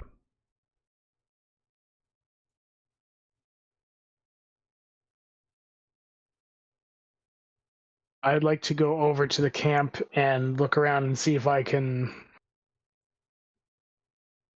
find any sign of who or what may have camped here. Okay. Just making sure, has everyone taken another short rest? Did we get a short rest last night? You should get 2 short rests. One before and one after? Yeah. But no long rest. Except for Hugh. That's fine. I don't need a long rest. I don't either. And we've got plenty of water for the day, so... sorry, continue, Grimnir. Yeah, you're looking around. Yeah, you seem to have found what is clearly an abandoned camp. There's a burnt-out fire pit. Are you looking for anything particular? I know that the other adventuring party that we encountered a few days ago mentioned coming from this direction. And I'm trying to determine if this could have possibly been their camp. Go ahead and make a perception check.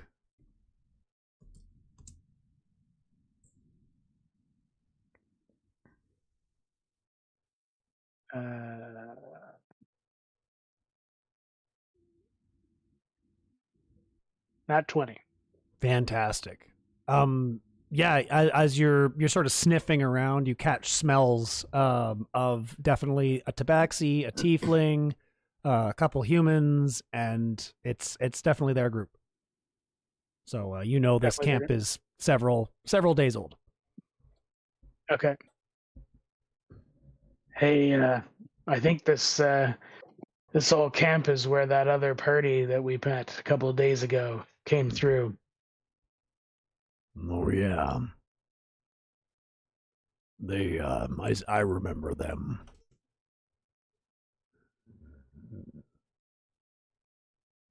Wonder if they left anything.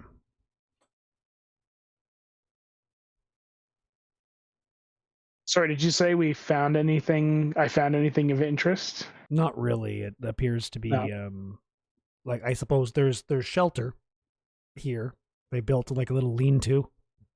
Okay. So theoretically you could grab a quick nap or something safely. It seems like the area is very safe. Also with your nat 20, you sense that there's definitely no threats around here. Ufthak points to the lean-to and says, Oi, no wonder those gits were out in the rain. They left their house behind.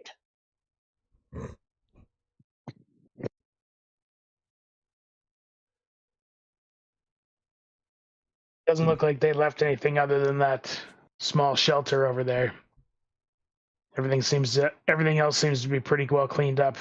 The camp's a few days old. Well, let's see if we can just spruce it up a little bit in case they come back. and Ufthak goes over and casts mending on the lean-to.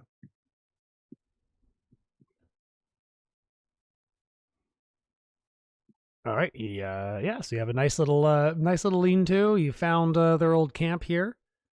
Hugh just mentions to you as the rain's coming down. He mentions to everybody about the rain here is spiked with sulfur from the mountains, and it could do nasty things to your skin. Just make sure you keep your skin covered. And he also mentioned, we're getting closer to the area that I'm from. In a couple days, we'll be going through the land of ash and smoke. It's a land of basalt flats. There's not much vegetation there, not much in the way of resources. But just on the other side of it, I know a series of caves and tunnels that can lead us through. So we're getting closer. and I will go ahead and I will update the map with Land of Ash and Smoke.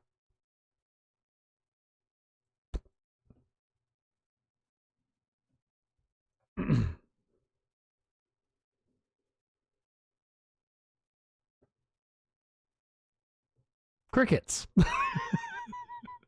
Sorry, I was just mumbling to myself immigrant song from ACDC.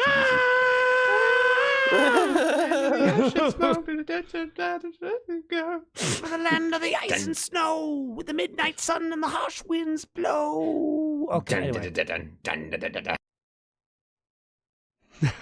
There is a potential encounter. There's a potential encounter that you won't be seeing because we're not near it, but that was a possibility today. Anyway, all right, you're here. Let's keep going.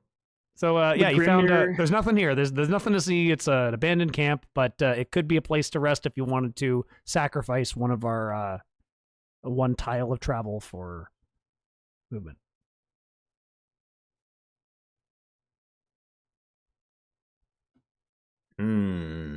Who needs a nap? Who needs to rest their little heads for travel? I will say that you are in the jungle. This is considered difficult terrain, so it has already hindered your travel for the day by 1 tile. So the most you can already move is 2. If you would like to stay here basically for the night, you could. I mean, if we already know it was that other group. Yeah. Maybe we should just move on. And Grimnir knows it's kind of safe, but it's up to you. You can move through, potentially move 1 more tile today. I mean, I'm gangbuster. What about you guys? I don't see anything to fight here. Let's keep going. All right. So you could move. So Hugh recommends to you, and Bruce agrees. For once, they're actually agreeing. We could continue through the jungle, but it's hard going. Or we could go to the coast, which will make moving a little bit faster. Sure. I think we should go to the coast and avoid mountains and volcanoes and big, terrible things. Well, you won't avoid the volcanoes and like the sooty, but yeah, it'll be a little easier going. It'll be less rocky, hilly, and tree-y, whatever that means. I agree that moving towards the coast would be better. Let's do it. All right. So Bruce just kind of indicates that he knows sort of which way to go, and you're fine. You're able to move 1 more.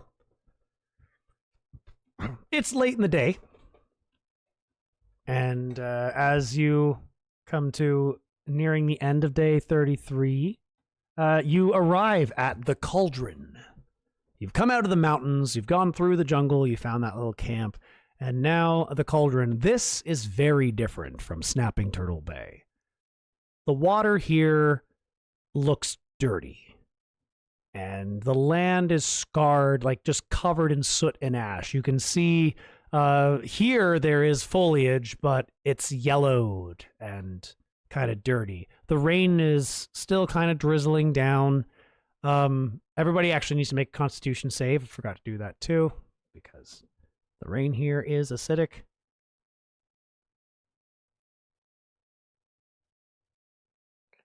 I was very close to a 3. You're Calva's fine. Oh. Ooh, Faye is invigorated by the acid rain. This reminds me of that one time at band camp, we went down to Cape Canaveral and just drank the water.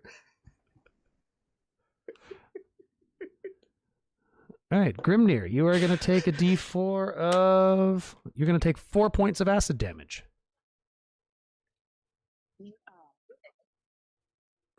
Ouch. It burns. It burns. The goggles, they do nothing. The goggles, they do nothing.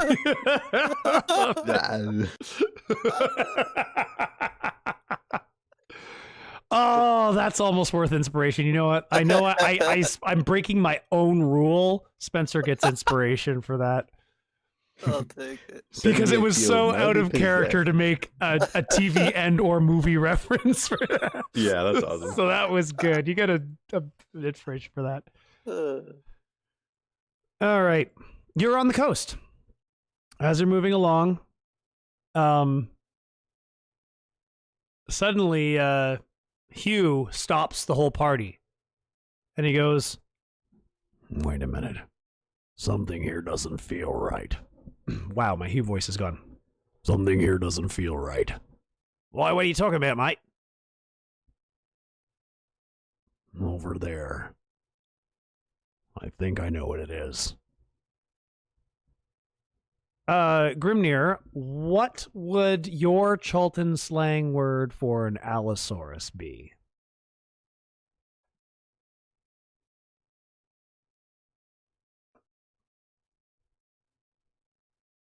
Holy shitosaurus?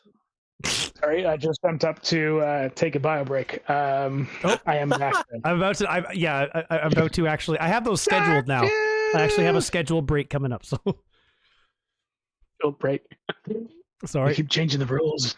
No. I will remember. I will remember. I don't need it, but I need to remember to do it. And now I'm remembering where it should be. All right. So you're asking me. I'm asking what your Chultan slang for an allosaur would be that you would have. For an allosaur.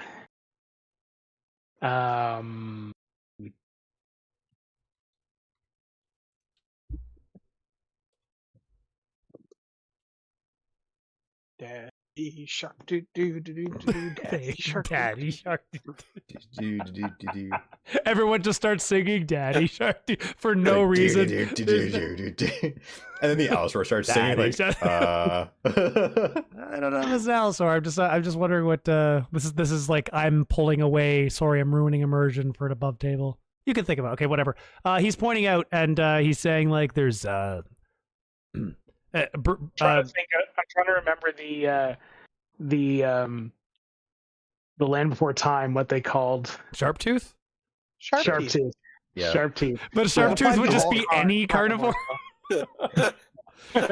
Okay. For the longest time, I always thought it was shark tooth, as in like the big fish. But no, it's sharp tooth, as in it has teeth that are in fact sharp. Yes. Shark tooth would be Carcharodontosaurus, which literally means shark tooth. Yeah. Which Ufthak has a Carcharodontosaur, a Giganotosaurus tooth around his neck or whatever that Bill gave him. Cool. It's the best because it's the biggest. It's the biggest. Not the tooth, the dinosaur, but whatever. No. So anyway, Hugh could just point out, and he would say, "I think we might be being watched. If I'm thinking correctly, these things are fast. They're probably the fastest thing on this island, or they're probably the fastest thing in this land." He doesn't give you any more information than that. Bruce is like, "Oh, something new to see. All right. I love the new creatures." So Grimnir has a slang for it, but does he know any? Would he have any knowledge of these? You know, we're in an area so far. Everything you've seen it's been like you're vaguely familiar of relatives, like the Screaming Wing. You've seen those before, but they're kind of found everywhere. But you're remembering the Rot Wings from the day before. It's like you've never seen those. You've never seen the turtles. Like this seems we're far enough away from the area you're used to that.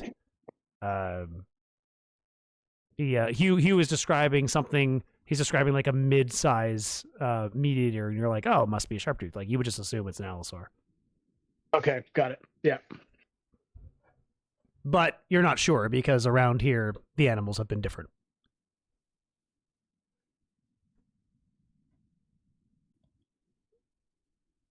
It's still a little bit windy. That we stay clear of them.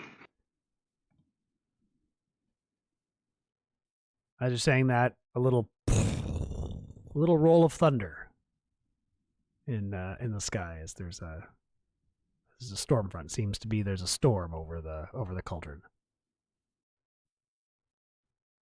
But so far nothing.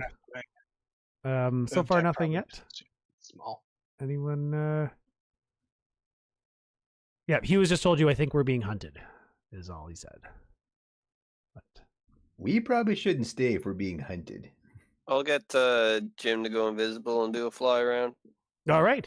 Ufthak cracks his neck and just says, "I'd like to see him try." Jim, go ahead and make a perception check.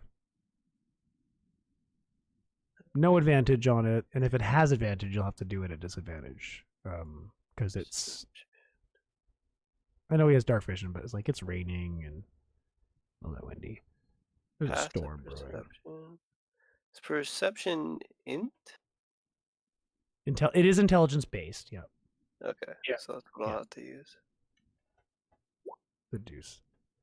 Yeah, he's flying around, but you didn't really give him clear instructions of what he's looking for, so he's looking around and he doesn't really see anything. There's nothing that appears, nothing out in the open, nothing obvious anyway. Yeah. If there is something, it's either standing very, very still, or I'll give him an order to stay a little bit behind us as we move, and keep an eye out and see if he, like, when it starts moving, if it becomes more obvious that it's there.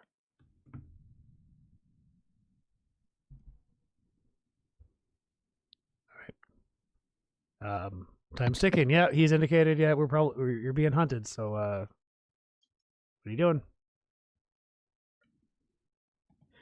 Hugh, that I got Jim on it. You got Jim on it. So we got let's keep going. Faye, Grimnir, Ufthak. Is this like Bruce. the end of the day when we normally would be camping, Yep. or like are we continuing the? So until the party says otherwise to Ufthak, he's just going to go about starting to set up camp. He's not afraid of a ghost. I think we should set up defensive positions. Get ready for an attack. At that, Ufthak perks up. Oh, is there going to be a fight? I think you're going to get some more teeth. Unless it's a ghost, in which case it'll be ectoplasm. Okay, so who's specifically looking for a safe spot? So, Faye definitely. Okay, Faye and Grimnir, make survival checks for me. Okay. Is Calva worried enough about Hugh's advice to... Oh. Or has Calva join Dirty 20. Ufthak? You know, Calva respects his opinion, so he's gonna... All right, make a survival check for me. We got another 20. We got a 20, a 20. Okay. Ufthak is going to like rather than kind of trying to like conceal himself, he's just gonna set up in like an advantageous position in the area and just pass the time by like sharpening stakes and sticking them in the ground around him. Okay. Yeah, this is all taking place within like a minute or two. So whatever you can do. Well, I wasn't sure. I wasn't sure if we were just waiting on an immediate threat or if we were like. This is the last encounter of the day, so you can start setting up camp. That's fine, but like within the next 5 minutes, whatever you can do within the next like 1 or 2 minutes, I suppose. Okay, so he's just gonna find himself like a good like piece of sturdy, high-ish ground. Yeah. All right. So Calva, you don't manage to find anywhere. Grimnir and Faye immediately finds himself like a little cave, and he's able to like a little hole in the rock, and he can like nestle in there and wedge himself in. Grimnir, you're pretty familiar with like quick hiding. You find like a fallen log that's big enough to hide inside. Oh, and actually, Ufthak's gonna mount Crumpy, so he's gonna fight mounted with his halberd. All right. So when that comes, if that comes, but for right now, nothing seems to have alerted you yet. I'm gonna get the crossbow ready for. If I see them coming in, I'm gonna have my crossbow ready. Okay, so Grimnir's hiding. So I'm gonna go ahead and put a little.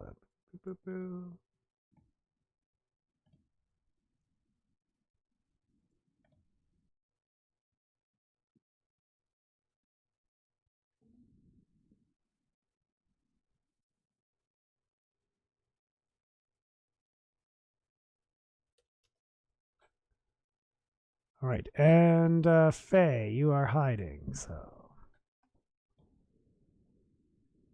just as you're setting up, so, yeah, Calva was unsuccessful in finding a hiding spot. Bruce is going to go ahead and see if he can find a hiding spot. Hugh is going to try to find a hiding spot.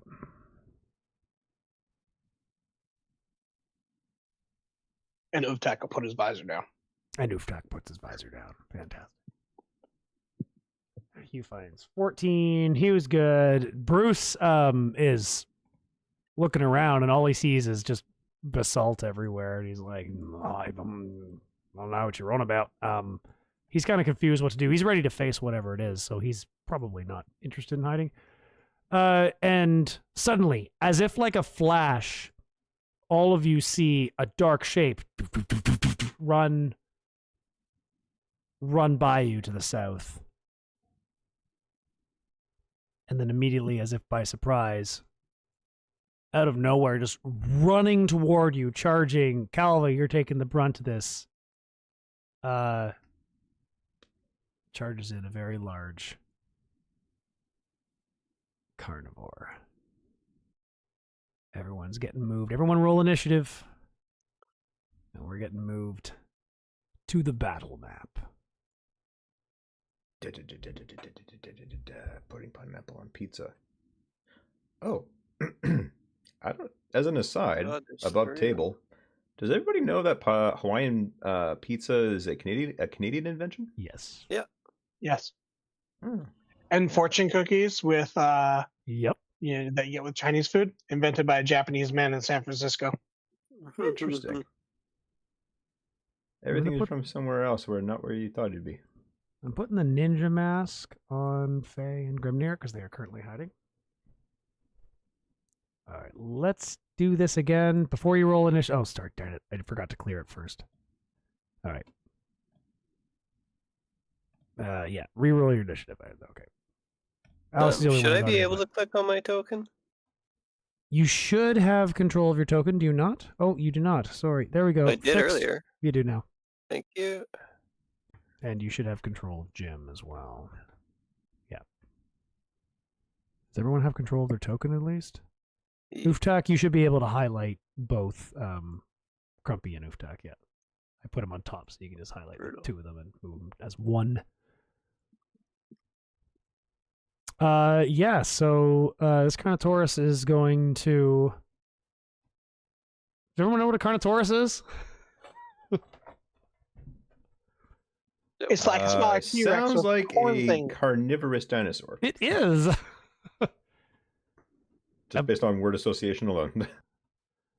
In the re-upload edit, I'll do a paleo review, but Carnotaurus, yeah, it's about Allosaur size, so it's large, not huge, but it's huge. It's not what is huge? Yeah, because it's the largest Abylosaur. So it's not as big as a T-Rex, but it's as big as a full-grown Allosaur. They have very stubby faces and 2 big horns on their head and almost no arms. And they're maybe the fastest dinosaur. If running in a straight line. And this one is charging right at Calva and is going to make a attack right off the bat. Oh, good. We have character sheet. Roll initiative. Carnotaurus, check. Character sheet. Roll initiative. Second Carnotaurus, check. Third Carnotaurus. Character sheet. Roll initiative. Check.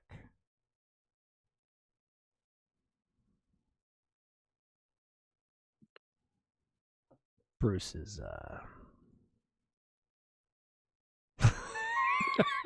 Bruce rolls a nat 1. Great.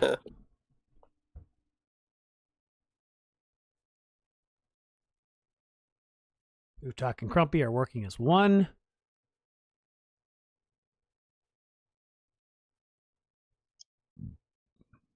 So I'm just waiting on...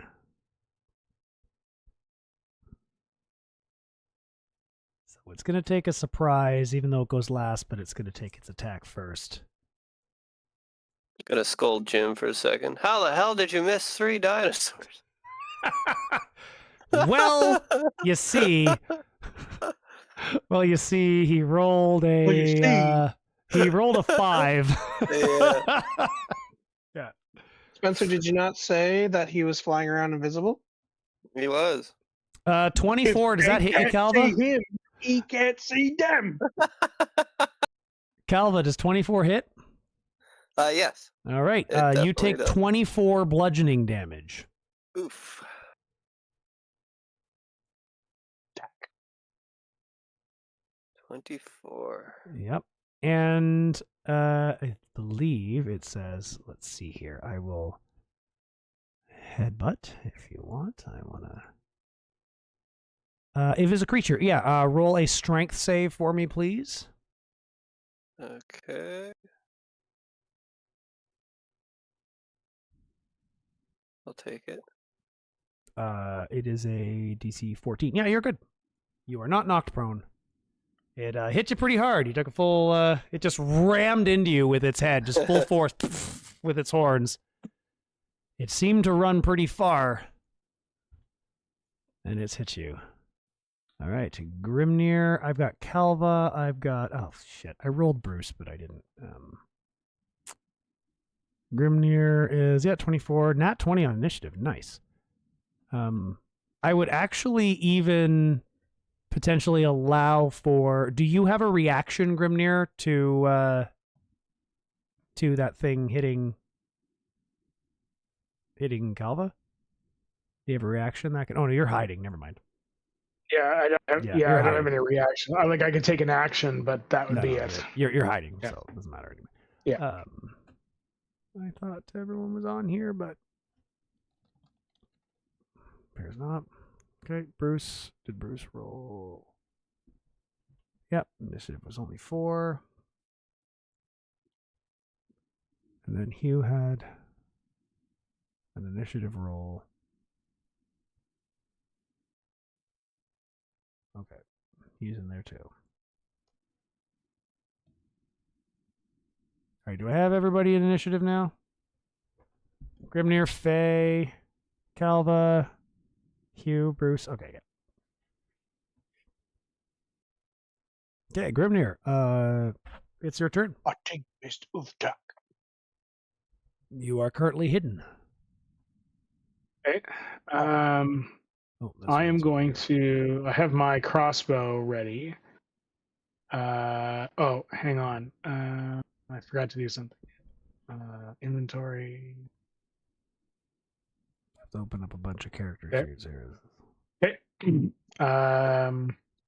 I just because I have my crossbow out, I probably don't have my shield, so I just took off my shield, which affects my armor class. Mm-hmm. So why I pause there for a second. Okay, so I am going to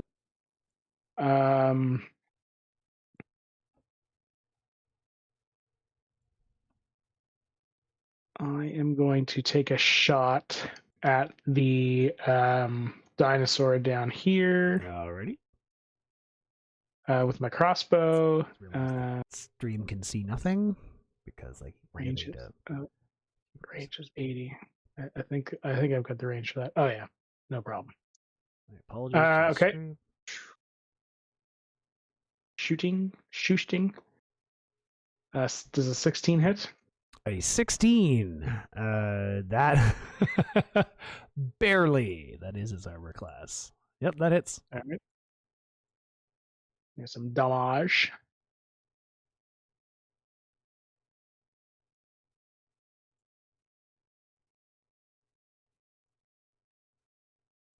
So that was 12 damage, All right. and I get to kind of attack damage? again.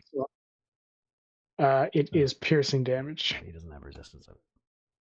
12 damage. and a 17 to hit on my second attack. Sorry. which hits. You are attacking the one that hit Calva, right? I'm attacking the one. Yes, the one. Yeah. This one. Yeah. Down here. Yeah, that's the one that Yeah. just rammed into Calva. Yeah, I'm attacking that one. So I rolled a 17 on my second attack, and coming up with some damage. 11. Okay, second attack takes 11 damage. Very good.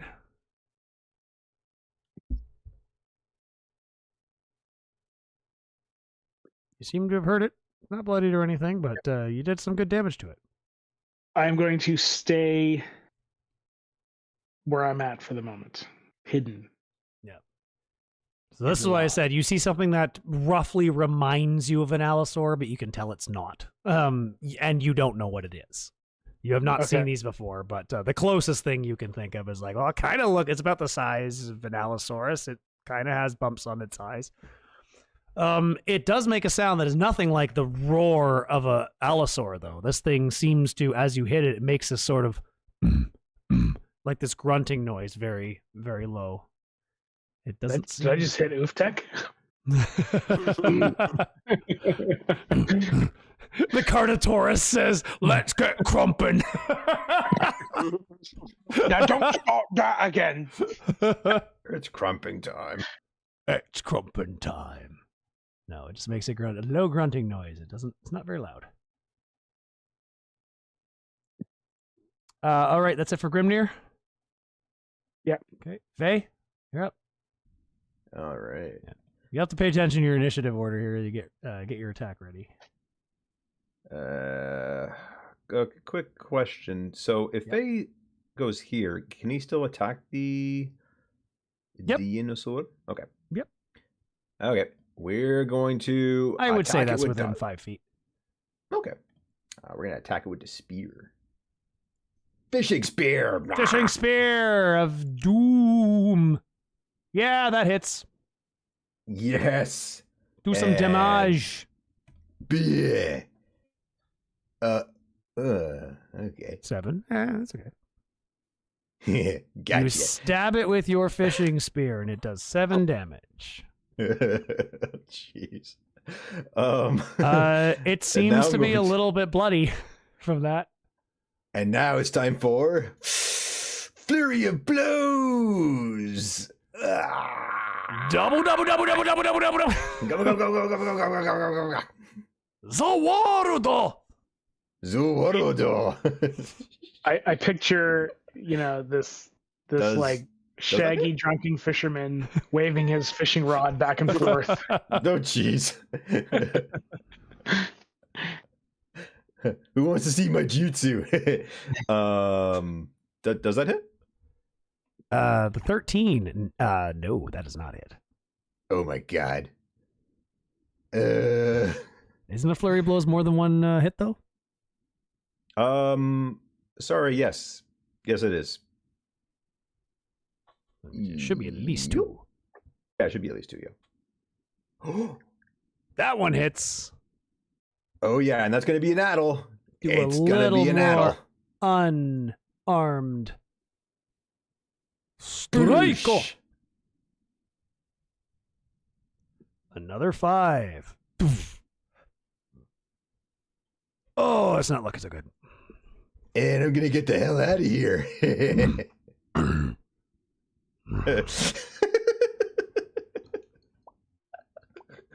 That's all it seems to be able to make is a slow grunting noise. Not seeing Ufthak in the turn order. Yeah, the Carnotaurus from the movie Dinosaur. Has anyone actually seen the Disney movie Dinosaur? Does anyone remember that? I've seen it. Yeah. I from like what was that like in 2000? 2000, yeah. Jeez, holy. Hey, Calva, have you seen the Dinosaur? I don't know, maybe? Have you seen the lemur movie with dinosaurs in it? The lemur movie. It's the dinosaur movie with lemurs in it. What are you it's the Iguanodon movie. Yeah, that's not evolutionarily correct. Yeah, of course. I Yeah, and mean, there's I've watched Carnotaurs in the it too. original Ice Age like 20 times. Yeah, there's no Carnos Yeah, in it's- that. Yeah, no. All right, There might Faye, have you been one done? further down the line. Yeah, no, I'm done. I All right. I don't think I said that loud enough. Yeah, yep, no, I'm good. All right, this I realized Carno I shouldn't have here out of the way. is it's going to look at you. That's And not in the turn order? Faye is the closest. So how far are we away? Sorry, what's that? Ufthak in the turn order. Grimnir, Faye, 35. Carnotaurus is what's. Oh wait, do I have it wrong? No, Grimnir, Faye, Ufthak is. Yeah, it's that one. Yeah. Oh, I don't have Ufthak Oh, no, on my wait, list. no. Sorry, it's, Ufthak. the What next is one your what's was your 16. initiative? 16. He Okay. rolled a 16. Yep. Okay, Ufthak is next. Ufthak's ready. So yeah, Ufthak is going to turn Crumpy towards the. I assume we can see the other Carnotaurus. Yeah. Okay. If you have, if you're able to see in dim light, you can see the third one too. But so Ufthak's going to give Crumpy a nudge in the direction of the Carnotaurus, and Crumpy is going to use his face step. ooh, And he is going to. Oh, I got the wrong tool. Teleport up to 60 feet to the other side of this Carnotaurus. yes. Teleport up 6 feet. And Ufthak's going to slash at him with his halberd. Halberd slash.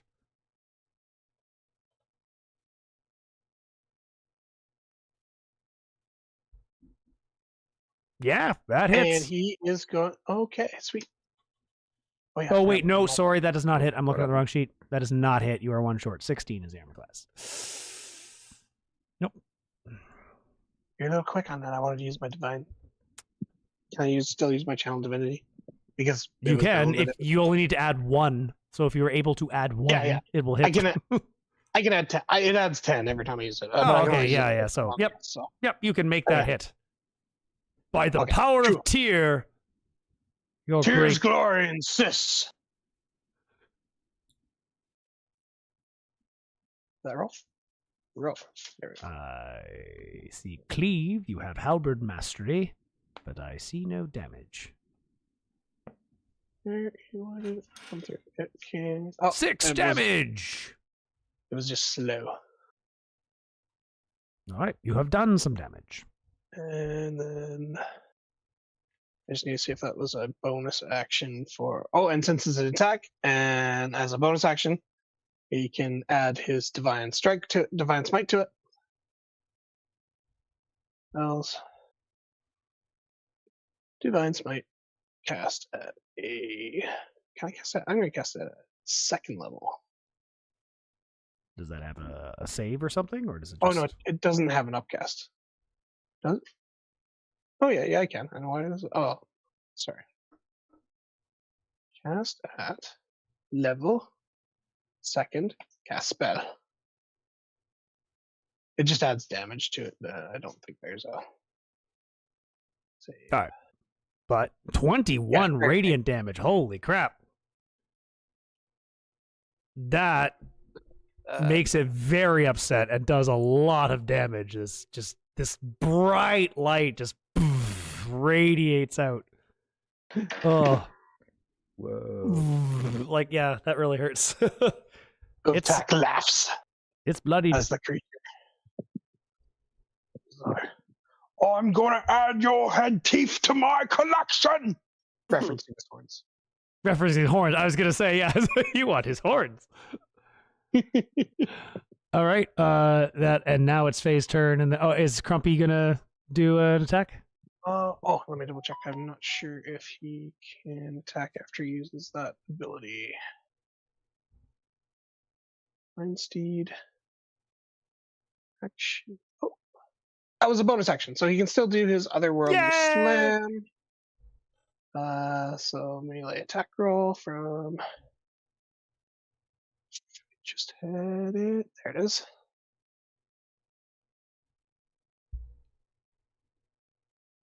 Yeah, just click on there. Do it simple. 9 Hey. plus 9. Plus what? is plus 4. No. 13. No. Probably misses. Nope. Misses. Okay. That's it. Okay. It's going to run away very fast. Do I get an attack of opportunity? Well, it's going to use the disengage Damn it. action as a bonus action because it has nimble escape. Wait, are these rogue dinosaurs? They're not. They are just incredibly fast dinosaurs. Yeah, rogues. All right, nimble escape. whoop, whoop, whoop, as the power. And Misty it's Step. 35 Well, feet. Grumpy basically did Misty Step. I was going to see, is anybody within... Oh, Grimnir is. It's like, it can move 60 to 80 feet. It can use a charge attack to move 60 to 80 feet. 65 feet to Grimnir, so it is going to use its action to do Brutal Charge, which is what it did to Calva. And it is going to attack... So I'm hidden though. So is that a disadvantage or? Yeah, I guess I can't see you. So never mind. It's going to Faye, you're about to be trampled because it's I guess I can't really do that either. How far is no, it that's not sexy. I don't want to kill Calva. But nope, Calva's too close. Everyone else has someone in the way. Yeah, it's so it's just gonna make a regular attack. It's just gonna move to Faye and make a regular chat. It's not gonna do its brutal charge. But anyway, you can all see what brutal charge is. It's pretty brutal. Sounds brutal. Yeah. Oh wait. It's just gonna move to Faye. Is there a thing I can do? And well, if you have a reaction, check your reactions, and there will be a condition. If they're like when attacked or when. And it's simply. Would it be considered bludgeoning? It will. It's going to do a headbutt. It's going to run to her. It's not doing its brutal charge, just doing a regular headbutt attack. Okay, I'm going to reduce it with a 1d10 plus 7. A d10 plus 7. Yep, deflect attack. Okay. It's bludgeoning damage, so you're just going to deflect attack. Would you like to describe to me how you deflect a charging Carnotaurus? I like Bruce Lee says, I'm gonna be like water, bro. So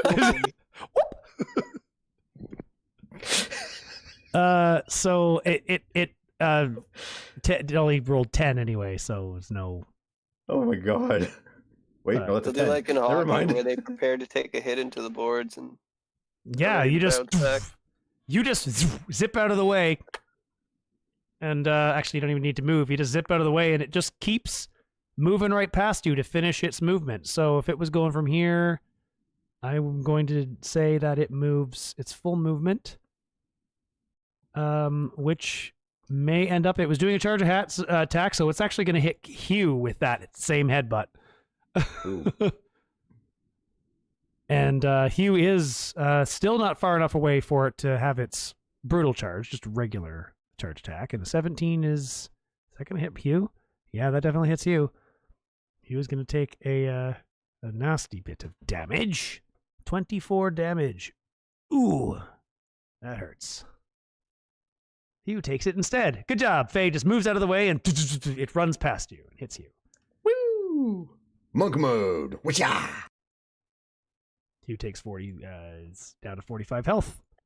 All right. Another Carnotaurus is going to go. I believe it's the third one. This one with 11. Yep. The third one is coming into play. It sees Crumpy. What is the distance? Hey, you are too far away. So even if it takes its full action, the farthest it can move is 80 feet in a straight line. It can go right there. Or rather here. All right. That's all it can do. It's running towards Crumpy. It's in full... Hugh has this thing in front of him, so Hugh's going to take an attack at it. He's going to swing his battle axe.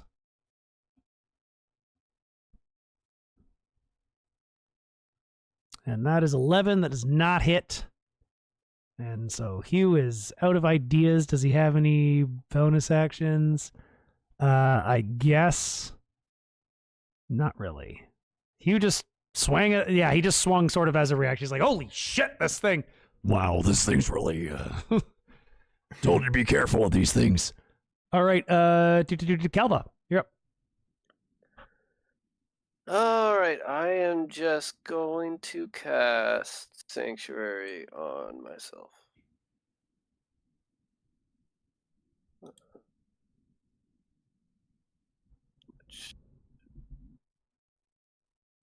Well, it didn't say what it did.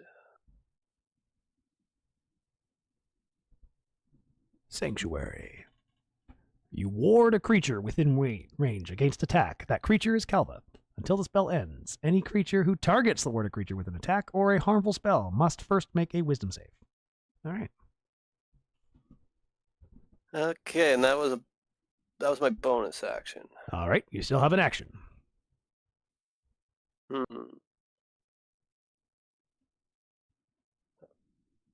How smart are dinosaurs? They're smart, aren't they? Some dinosaurs are smart.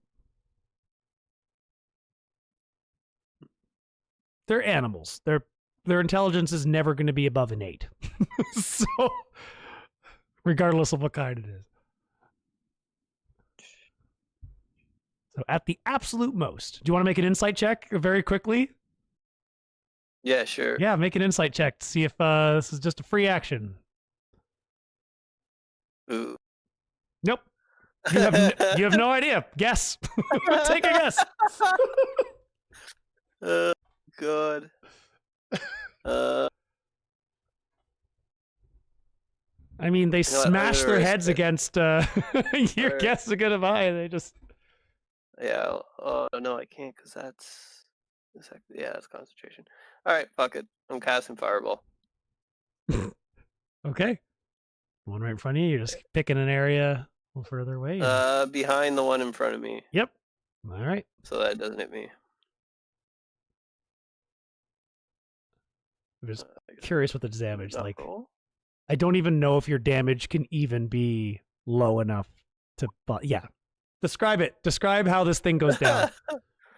The dinosaur looks up and thinks back to his ancestors on another planet. As the meteor comes down. You just see it's like the Carnotaur is just like, oh, sugar, honey, iced tea. And then it just What killed the dinosaurs? Me! Carnotaurus casts existential crisis. So as this Carnotaurus just spontaneously combusts from inside, with no damage to anyone else. Boom! It's very down. All right, Bruce. Do you have anything else you want to do, Calva? You want to move or? No, I think I'll stay put. And Bruce, I can't do anything with Jim because that's my bonus action. Bruce doesn't like the amount of damage it takes, so Bruce is going to do something that he hasn't done in a while. And he's going to summon up his pal, his buddy, Bongo. Where the hell is my Bongo sheet? Oh, you're going to make me put it in manually?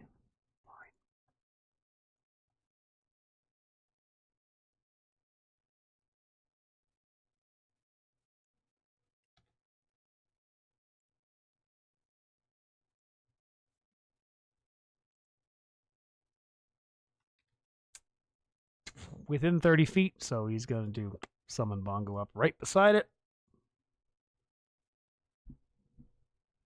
And Bongo is going to, Bruce is going to attack first. He's going to shoot it with his blowgun, as everything should go first.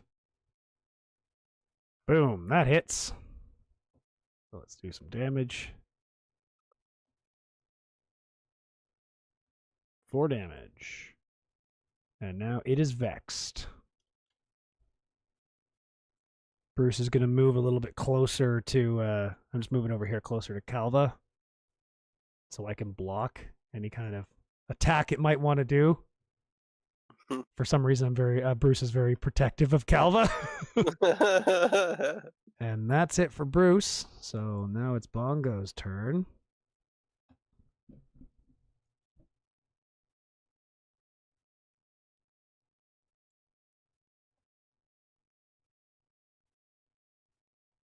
And Bongo is going to... Why can't I make rolls? There we go. Make a bite attack. That cocked? Nope. 16. Bongo. How much damage are we doing? 2. Yay! We'll take it. 2 poison damage from little poison bongo.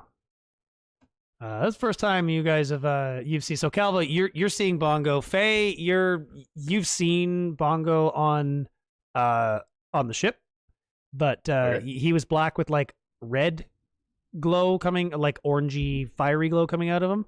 And this is like it's the same little dragon, except he looks to be a little bit bigger, and he's got purple glowy coming out of him, and he's got little tiny wing sprouts starting. Huh.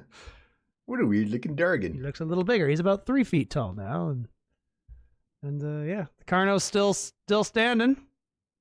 So it's time for back top of the round, Grimnir. Okay. I'm going to continue doing what I was doing before and fire my crossbow from cover. All right, you are theoretically still undercover, so ninja masks on. 14. Okay. That does not hit. Nope. All right. I have another attack, so I will use it. And I don't think this is going to hit. That either. also does not hit. I conceal myself in the log and pretend nothing happened. This is the way. Nope. All right, Ufthak. You definitely see the one charging toward you. So is he like actively mid-charge or? Yeah, he is running toward you at like full tilt. Yeah, he's well within my movement anyway. So Crumpy's just gonna kind of run towards him, and we're just gonna kind of like jousting style. And Ufthak's just gonna attempt to make when he gets in range, he's gonna attempt to make an attack with his halberd. With his Morning Star. Or with his halberd. Oh, yes, he's jousting the Carnotaur. Okay, let's do this.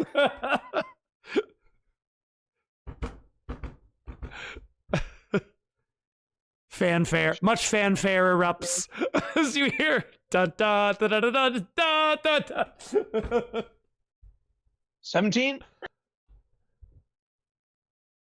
You almost feel 17 hits. You almost feel the cheers of an onlooking crowd. Chanting the 6. name of Ufthak, Ufthak, Ufthak. It's gonna be 6 slashing damage. 6 And slashing. then at second level, as a bonus action, he is Mhm. going to cast Divine Smite. Do you still have another second level? Yes, I have another second level slot. Excellent. And yes. Another 7 radiant damage. Another 7 radiant. Excellent.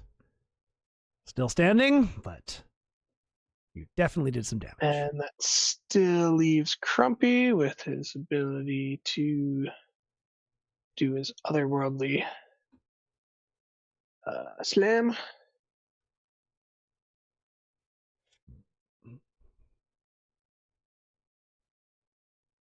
$22. That definitely hits.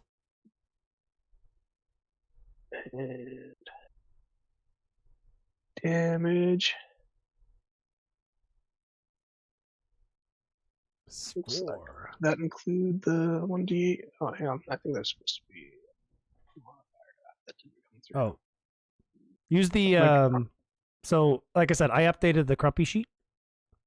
Oh, You should I updated him with his actual attacks. He's got some good ones. Got a range attack. for him specific. Yeah. Oh, okay. Yeah. Oh, yeah, look yeah. at I that. made a Sweet. specific your summon. It's Oh, you got the pack squig. Well, then I guess he'll just bite. Yeah. Keep it There you simple. go. Yeah, 21 hits. And the damage is 13. That's great. Sweet. Little more damage there. There we go. Perfect. All right. That hurts. Now he's looking bloody.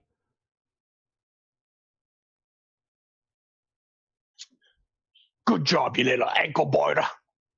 All right, Faye. Okay. Pretty Going big back dinosaur again. Spear attack 2, electric boogaloo. Nya. Yeah. Oh my god. No, yeah. No, Ah, nya, yeah. no, nya. Not one. God. Does my spear As- like? No, as like you completely miss him, but this is all part of the same. You turn around. Describe. You are attempting to reenact a move you saw in a movie. What is it? It's the scene where Ben Affleck is singing. I don't want to close my eyes. I don't want to fall asleep. And Armageddon, and I'm singing off key because I never took singing classes. As you're reenacting this moment, you kind of fall. You fall prone and you take 3 bludgeoning damage. Oh my god! I just swallowed my own tongue. Don't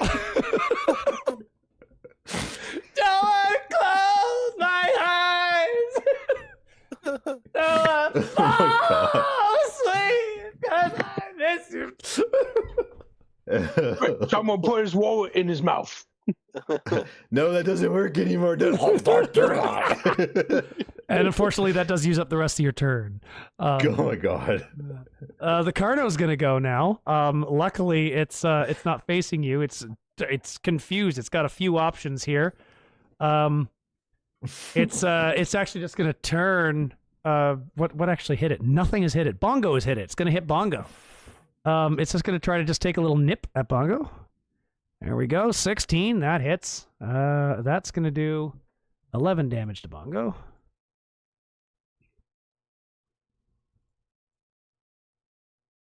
All right. And that's it for the Carno. It is perfectly fine where it is. All right, Calva. Oh, wait, no, there's another Carno. Sorry, the second Carno down here with Crumpy. All right. Crumpy was the last thing to damage it, so it is going to attempt to just headbutt the big thing in front of it. Nat 20. Oh, boy. Crumpy takes 48 bludgeoning damage. Does he have any resistance? That is like, it instantly knocks him to 0 unless he's got some resistance to bludgeoning. Crumpy's dead. No, he's got no resistance. Not on the one you put here, so. But does Crumpy, Crumpy just flumps down.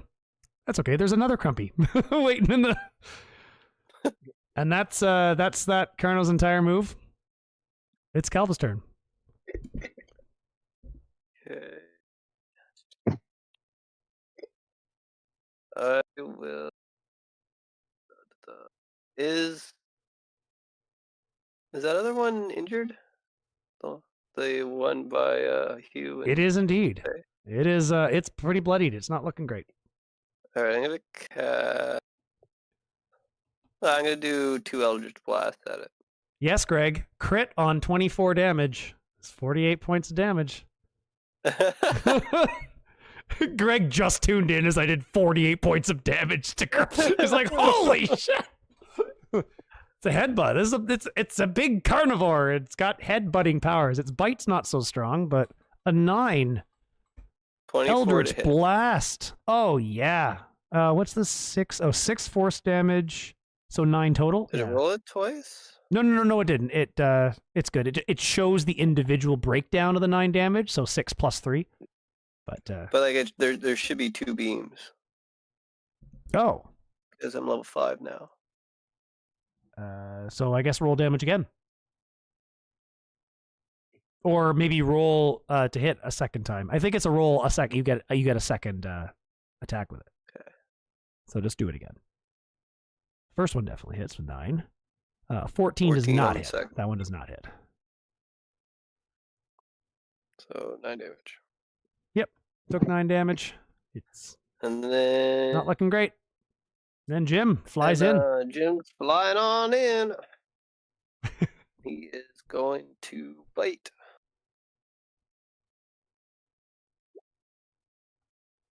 $19. Oh yeah, that hits.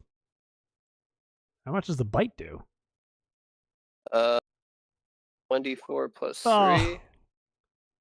4 damage. 4 damage. That's all right. That's not where all his damage That's is. fine. It's in the poison. Yep. And then the poison. It's a DC 11 Cool. Constitution saving throw. So a con save from the Carno.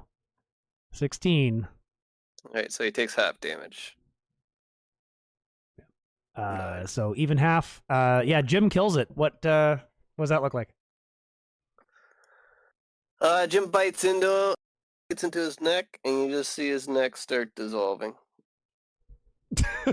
It just starts dissolving. Jeez, holy crap. As the thing goes, oh, oh, oh, oh. It starts taking damage. It kind of flails and shrieks. The sound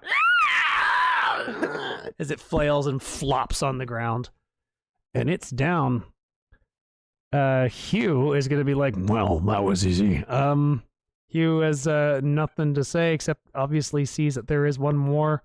So he is going to move over here between Bruce and Faye and ready his attack in case the other Carno comes their way. And next will be Bruce. Bruce doesn't really know what to do. He's just going to come over here and throw his boomerang at the one. Oh, get away from it's like, you took out Crumpy, you bastard.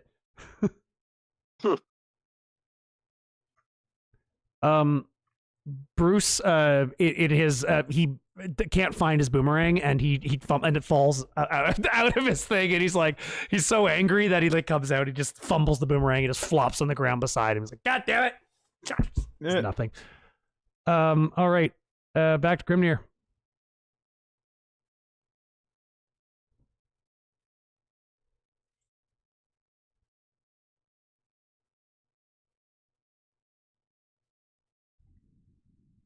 Grimnir? Sorry, coughing again. I muted myself. Grimnir, there's one left. I'm going to have to come out of my hidey hole to get into range, I believe. Mm-hmm. Yes, because the minimum range is not 80, so I got to get out to shoot. All right, because I'm 90 feet away. You only need to move 10 feet. Yeah, exactly. Yeah, so I'll get out. I will move here. Yeah, I'll just move 10 feet. Get into range, and I'll fire away. Alrighty. Oh, so close to an at 20. 15. Not quite. 15 is not quite hit. All right, shooting again. Come on, dice. Yes. Yay, That that one. hits it. Yep. What are we doing? How much damage are we doing? 9.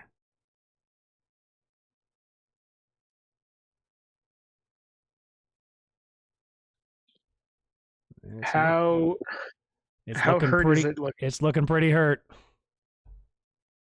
Okay, I'm not going to do what I was going to do. Before we get to the Carnotaurus's turn, I had declared that I cast the Divine Smite at 3rd level, but it looks like I only rolled 2d8 and not 3d8 like I was supposed to. Okay. Can I just roll that last 1d8? Sure. It won't make that's a right. difference to killing them. But it will add a little bit of damage. Just another 3. Another 3. 3 more Fantastic. A little bit more. That's fine. What is Grimnir do? So. Grimnir is going. Grimnir's going to move in. So I've moved 10. I can move up next to. Is that Hugh? I can move up next to Hugh. I'm going to move in here.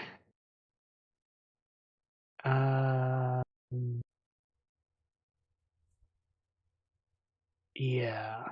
I'm going to move it. I'm going to move in there. 50 feet away. Okay. All right. Yeah. That's where I'm going to end my turn. Okay, Ufthak. Okay, Ufthak is I assume he's just standing on top of Crumpy's unconscious body. Yes, he is. And he's gonna swing again with his halberd. All right. He is a very exciting person with a variety of options. It could. Smash. Depends on the nature of the combat. Oh, that's probably gonna hit 22. That definitely hits. And his bonus action is going to be to make it also a divine smite. It will I will auto. first roll- If you're going to do that, then it will auto. It'll auto kill it. So describe the kill. Oh, okay. So Ufthak, shouting, "Whoa!" jumps from the back of Crumpy and just comes down with a vertical slash, in a bright flash of light, decapitating the Carnotaurus. Just decapitated. Cuts the head right off. Arterial spray going everywhere. There's a couple nice sharp teeths on top of its head for you. Exactly. And thus ends the combat. There are 3 Carnos. Picks up the head and holds it above himself in victory, bathing himself in the blood of the creature You could do that. to further embarrass it. Path of And, Conquest Paladin. With that, we will we'll end the combat and we'll take a break. And you guys just let's relax, shake out. Conversation about 10 minutes. Whoa. Glorious. I'll be back. Are we doing a 15 or 10? Well, depends how long you guys like. When you come back, just start chatting. This is I was saying 10. Yeah, Okay, cool. I wanted to give a chance for some off-script chatting. Sounds cool. By the way, hi, Greg. Now we will learn. James says, now they will know why they are afraid of the dark. Now they will learn why they fear the night. Jeez. Now they will know why they are afraid of the dark. Now they will learn why they fear. Long live the Empire. I've never seen Clone Wars. I'm assuming that's a Clone Wars reference. Oh, wait, no, this is a 40K reference. What am I talking about? There's lots of empires in fiction, okay? There is. Uftak's having the time of his life. 4 armed gorillas. Fucking giant fighting dinosaurs moving stupid fast. He's got some good teeth. All right, I'm back. Welcome back.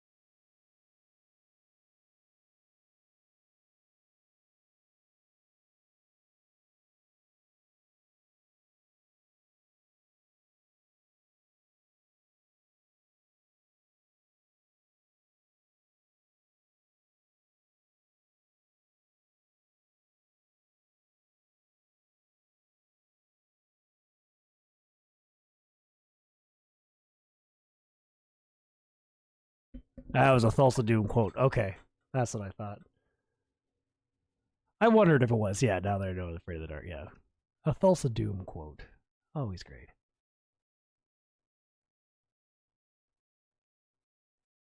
Crickets. While Faye was singing that other song, Uftak's over here. I had the time of my life, and I went out to you.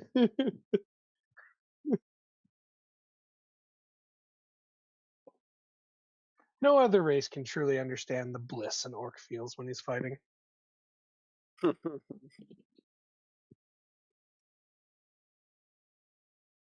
Humans may get dopamine from eating food or having sex. The only place orcs get it from is fighting. Sometimes you can do all three. Yeah. Well, orcs don't because they asexually reproduce because they're mushrooms. But Right, yeah. Orcs are mushrooms. Depends on which lore we're focused on for orcs. I think we all know where Ufthak's lore comes from. Yeah. Yeah. And it has to do with the grim, dark future. Where only the orcs are having fun. Only the That's why they're orcs my are having preferred fun. That's why they're my preferred faction. Yeah. Everyone fair enough. else, it's all doom and gloom, and war is just terrible, even if you're good at it, except for the orcs. Yeah, they're just having a good time. They're just living their best lives. Yeah.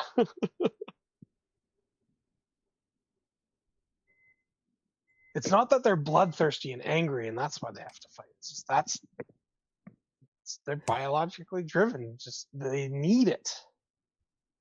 They're not a faction with horrible daddy issues.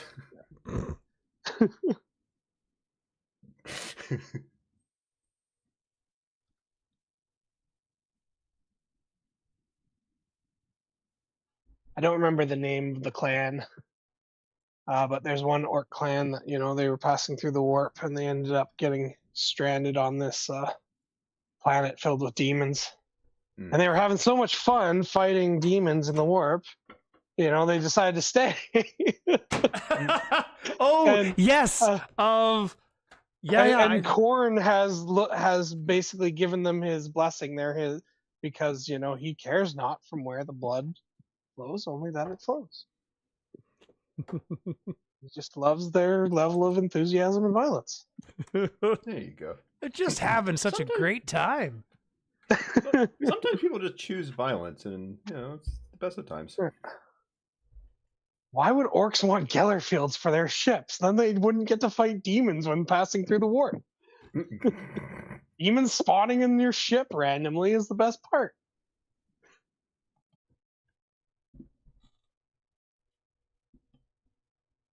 An orc ship can probably be best described as a building that just had rockets strapped to it.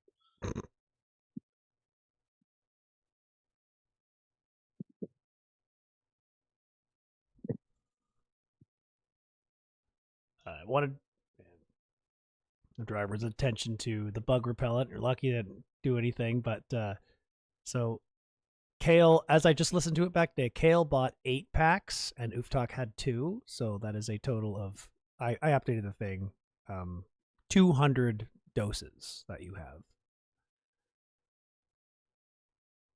which is lots. Yeah, we should probably consider using that every now and then. You don't want to be without it if you happen to come by a swarm of bugs.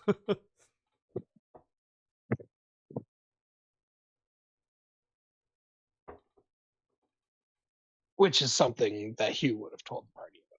Yes.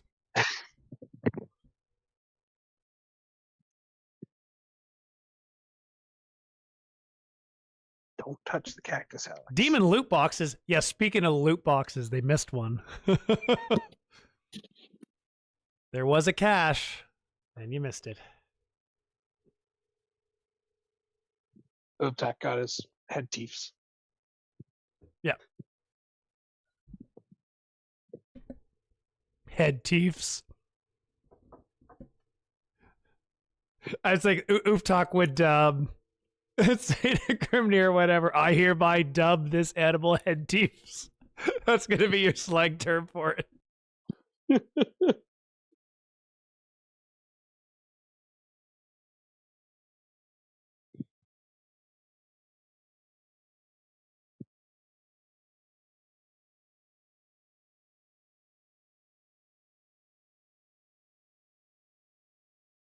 But yeah, they're like weirdo looking things.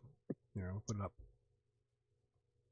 Because they have short, stubby faces.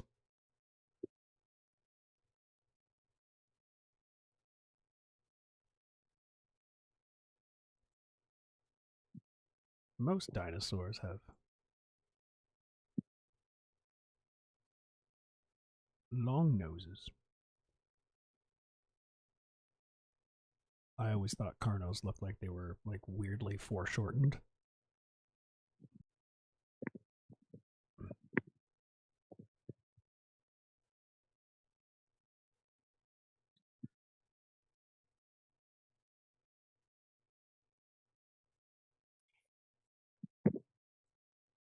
Oz, have you heard of Gazkul Thraka and his standard bearer Makari? No. So, Gazkul Thraka is basically the biggest, most famous orc, head of the Goths and the leader of the biggest Wa that orc kind has The seen. biggest Wa. Yes. Yeah, when orc clans just kind of gather around to like fight in the same direction, it's called a Wa. Right. And anyway, so in Leaders of the Wa, so Gazkul has this grot named Makari, and he's smarter and more special than other grots because Gazkul believes he is. Gazkul's kind of semi-self-aware of the powers of psychic belief that orcs have. That's one of the things that makes him much more powerful than others. But Makari tends to die an awful lot, much like Jim or Bob. And Gazkul just kind of grabs a random grot and just says, "Oh, Makari, there you are." And because he believes it's Makari, Makari's soul like comes back from the afterlife and like just inhabits this random grot. So in effect, Makari is just like Calva's Jim. So he can essentially like reincarnate this. Yeah, exactly. Yeah. Yeah, he's funny. not like fully like consciously aware of it. He just kind of does it because it's just how it is.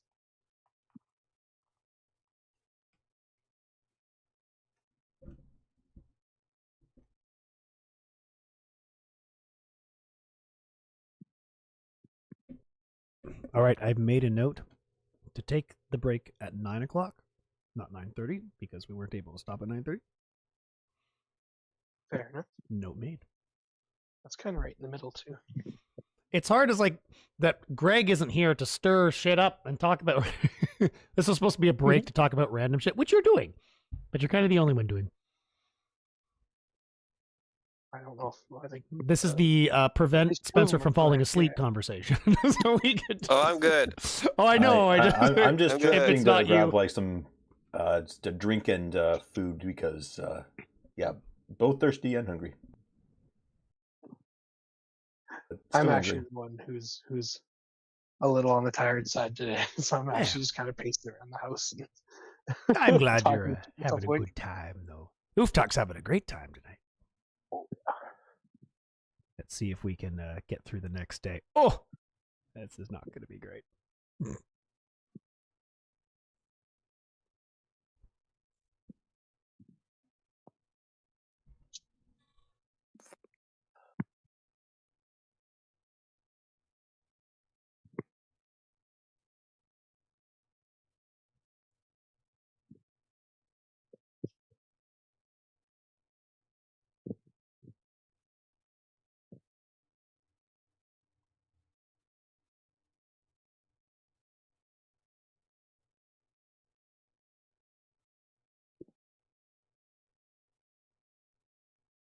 Almost forgot to give Leica her dentist stick.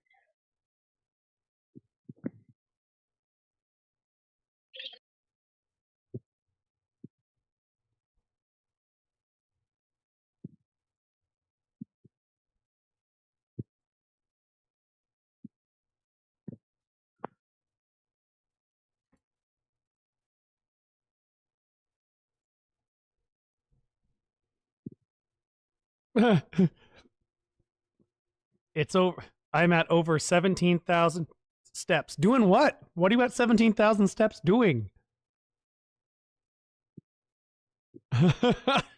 Oh, just walking around, carrying Was things. Is that Greg? Yeah. Oh yeah, yeah. I'm tired, Joe.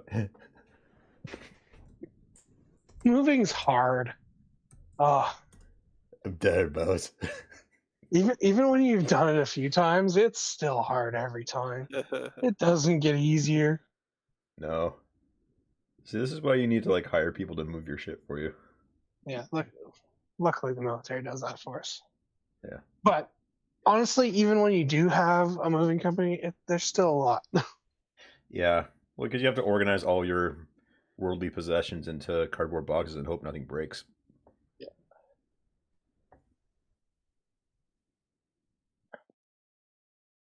Well, in the case of professional movers, hope the only things that break are easily replaced, expensive, and non-sentimental. Then you just make them pay for it, get you a new one.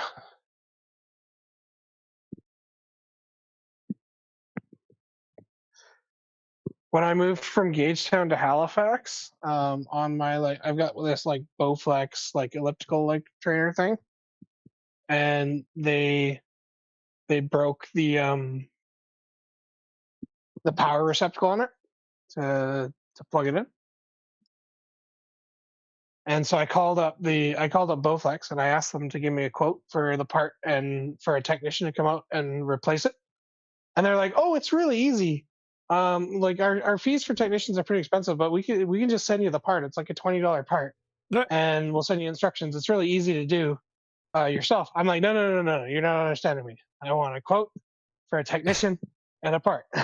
Yeah. And she's like, "Okay," and she sends me a quote for like $300. I'm like, "Okay, now I'd like to order the part and the instructions." So I pay for the part and I get the instructions. I give the quote for the professional repair to the moving company and get them and file a claim with them, get reimbursed the $300, and then fix it myself.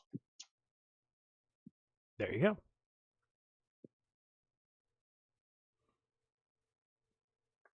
All right.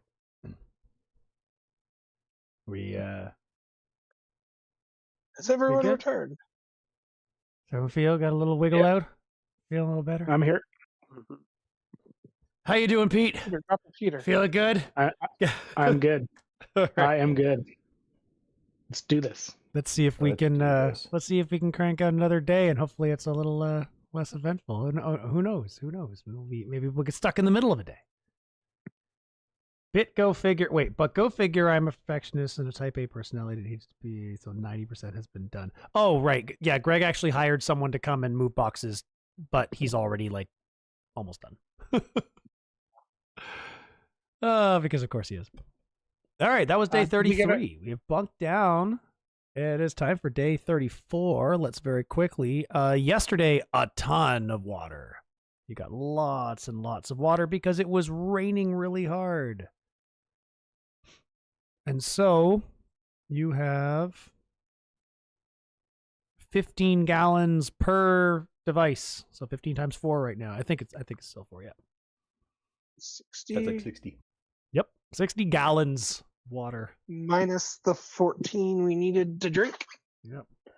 Now we might be getting. I think we still need to keep in mind the max carrying capacity. Where's the cap? Can we put it on the? What do you think is a reasonable cap, based on all the things that have happened so far? I'll let you decide, Alex. Let's see. First, party inventory.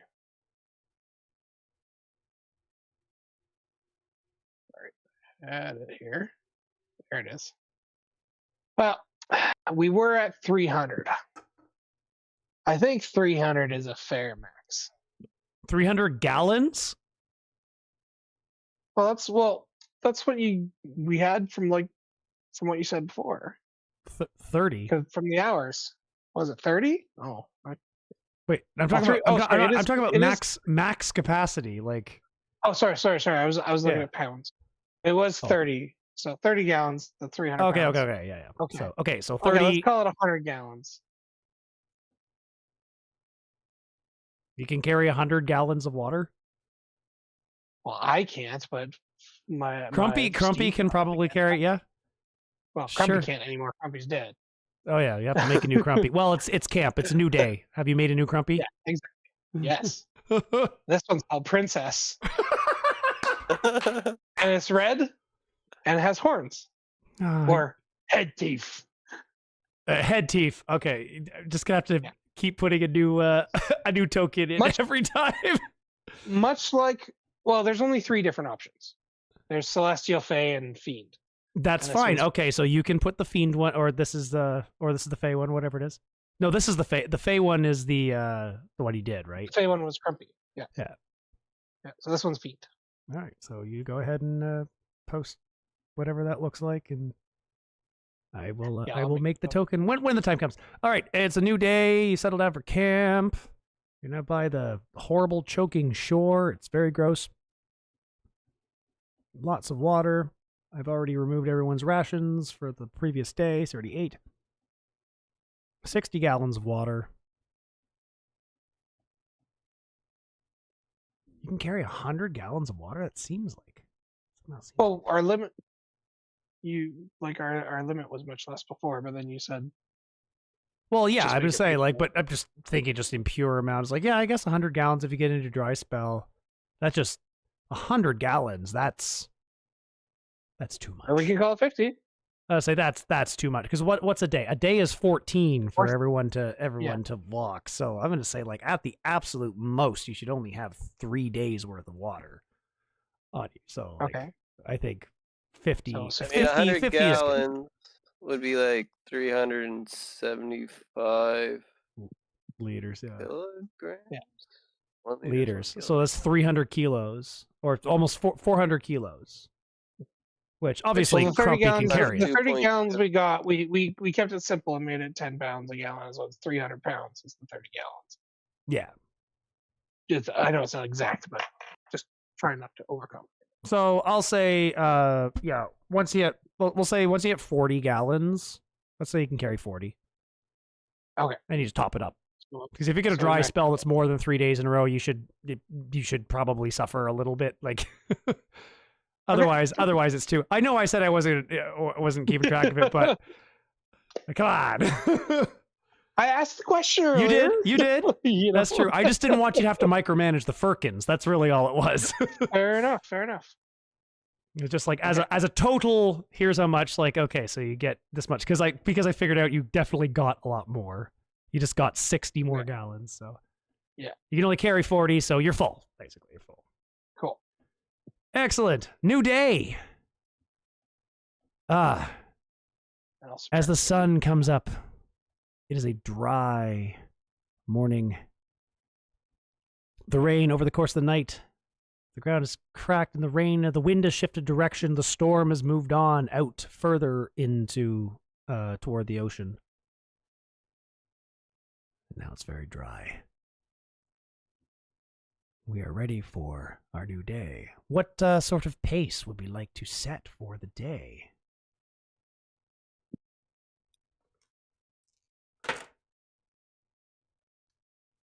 It's on.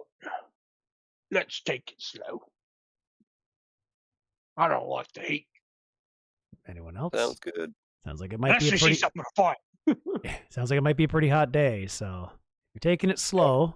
That means we're moving only two tiles, but it's a clear day.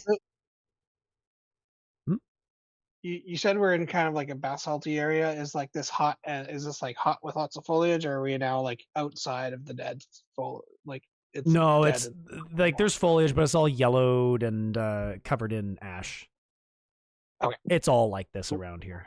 Yeah, I'm not too worried about bugs. But there's no acid rain.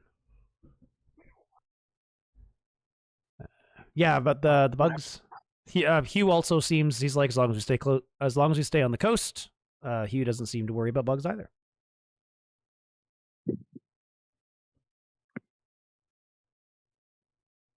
So you want to take a careful pace. You want to slow down to avoid. I mean, you're full on water. I don't think you need to worry about the exhaustion, but.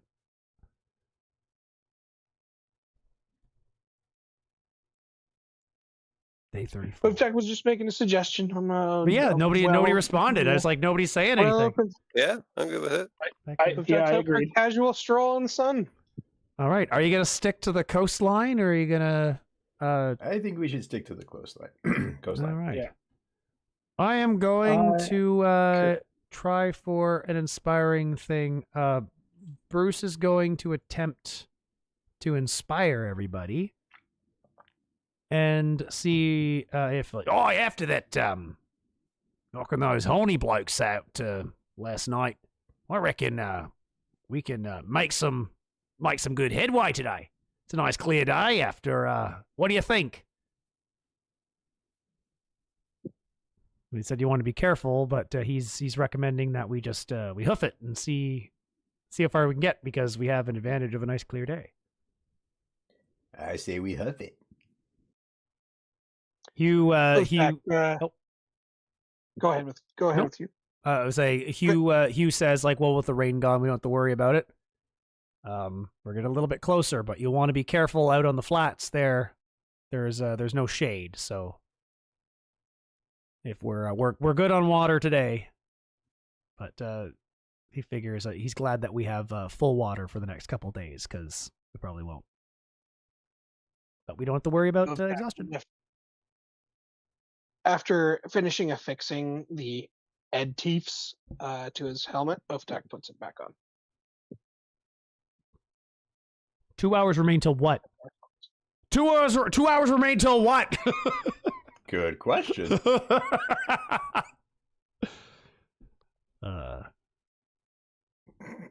Okay. Yeah, stick along the coast. So things go off pretty much without a hitch. Let's see what we have for interactions. Yeah, the whole day is pretty much uneventful, and you are able to move 1, 2, 3, 4 tiles. That's the Carnotaurus. I don't want to. No, that is the number. I need to move those back where they were.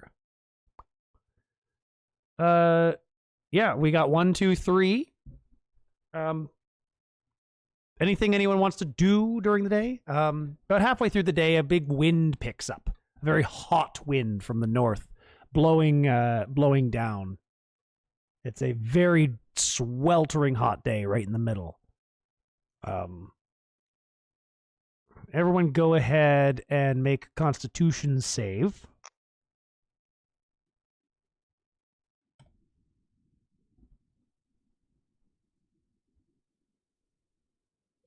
Oh, heck yeah.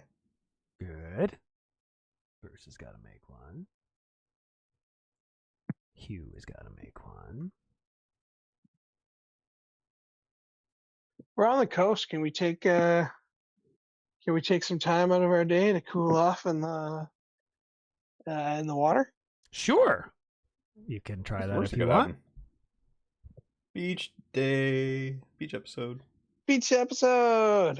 Everybody put on your kawaii bathing suits. So that will, will super kawaii. So that will limit you from moving the extra hex. So you only move 3 instead of 4. But yeah, I'll take a little beach day, and that's where we can bunker down. Let's see. Did everybody make it? Oh boy, Bruce did not. Bruce isn't looking so great. Everyone else is looking fine, but Bruce is kind of not feeling great. Ufthak wants to build a sandcastle. There's not really any sand here. It's Damn. It's kind of crunchy lava rock. And Ufthak wants to smash some rocks into sand. Bruce opts to not go in the water. He's just not feeling well. He sets up his. He's wondering if he can borrow someone's tent. There's not really any shade out here. Hey, you can borrow my tent, bud. All right, so Bruce is before his watch. He's rested. You guys are all playing. Who goes in the water? Ufthak does. Yeah, go in the water. Phil, go in the water. All right, fantastic. Nothing bad ever comes out of the water. No, of course not. Yeah, Grimnir will go into cool off as well. Okay, Calva. Calva's just gonna chill by the shoreline and relax, enjoy the open air. I will say, actually, before you decide to do that, I will say Hugh warns that's like, I don't think the water is very safe. And Hugh opts to not go in the water. I assume Ufthak doesn't care, but... in that case, Faye is going to stay out of the water, knowing full well what could be dangerous in the water. Referencing Florida, of course. Hugh is a little bit vague about it, but I figure you should have that information. Does that change Grimnir's mind? Yeah, Grimnir's not going to go in the water, but he'll go down to the edge of the water and just like splash some water at himself and And Ufthak just Rub it on takes his new Crumpy. Faye's gonna go fishing instead with his spear. He's gonna go. He's gonna go Sure. fishing, not necessarily spear fishing, but fishing with his spear. Ufthak, would you like Yeah, to amend your water escapade? Princess isn't much of a. Princess, right. She doesn't really like swimming, but she does like to soak her feet, just like Leica does. Yep.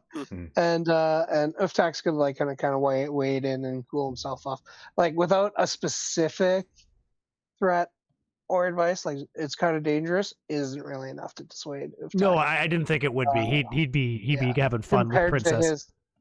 Yeah. And you don't know what Yeah, he's talking about. There's no dangerous animals. There's nothing like that. Yeah, it's not like he's going out swimming in the deep. You know, he's just kind of wading in the shallow parts of the water. Yeah. You know, he's not dumb enough to jump off a cliff in the 60-foot deep water.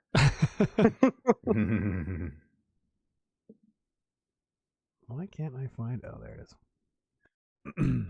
Into the open mouth of a giant swimming thing with a bunch of teeth. I will say, so the water is, yeah, you can all easily see that the water is covered with a layer of floating soot over the whole thing. So Princess and Ufthak are just black as they are playing in the water, like standing there. I think He's we done call worse. that pigment challenge now.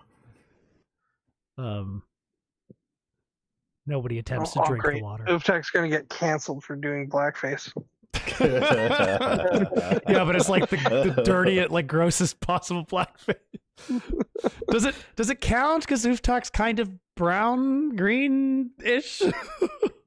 I don't know. You might get Ganges, a free pass. the Ganges is one of the dirtiest rivers in the world, but it's it's holy and clean, and to suggest that it's dirty is You blasphemy. can't suggest. Yeah, but the rivers are Exactly. more green than they are darker. Huffing it means walking, not the glue. Well, oh. Okay, says no. Huffing it means walking, not the glue, Faye, not the glue. Oh, that's nice. All right, so yeah, we don't have to worry about any checks because there were no encounters here. The night is quite dry. Yeah, the beach episode. Oh, this would be so fun. Turn this into like a beach episode. Who wants to play beach volleyball? As you are bunking down for the night, there is some rustling near the camp as something wanders in, and you see. Where is the regular one? I need the.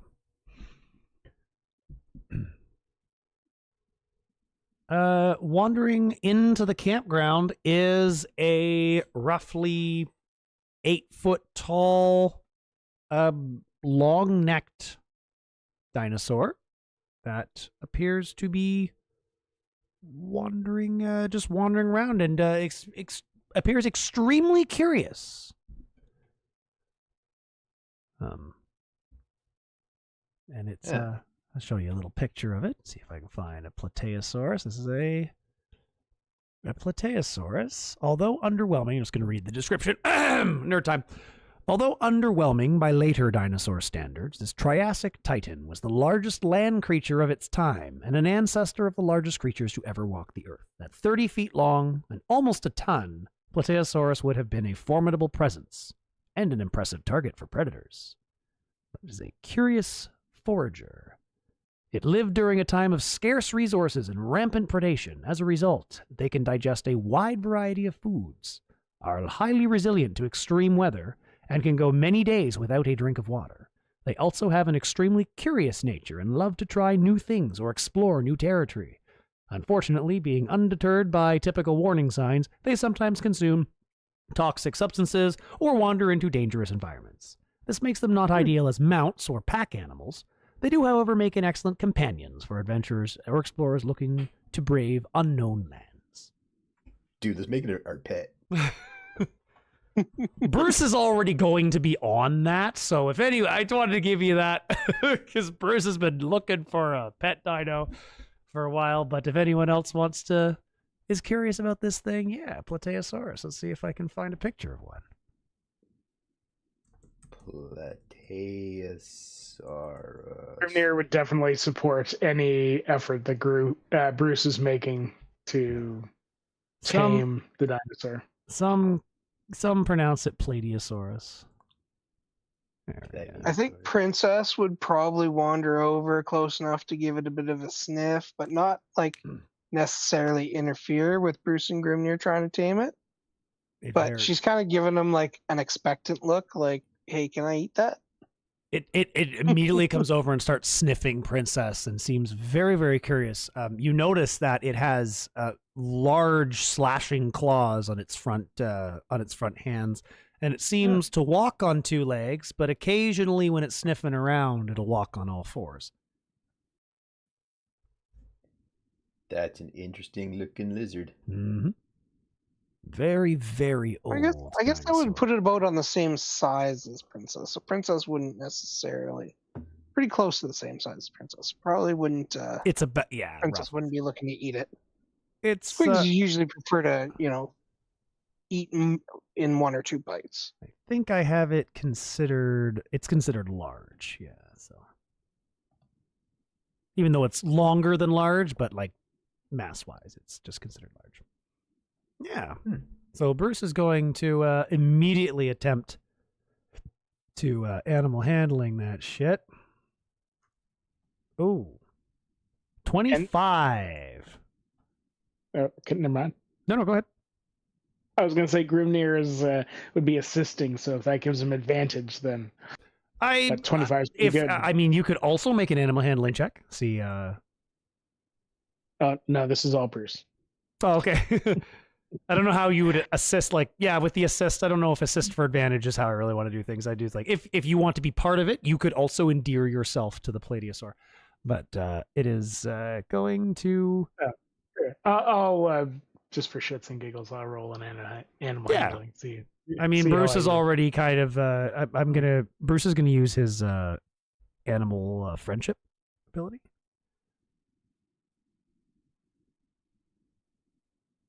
$19. Yeah, So that's pretty good. Yeah.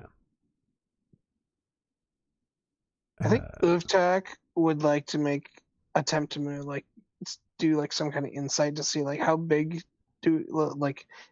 does this thing appear to be full grown? Like obviously you gave us a pretty good description. Yeah. But the party members wouldn't necessarily know.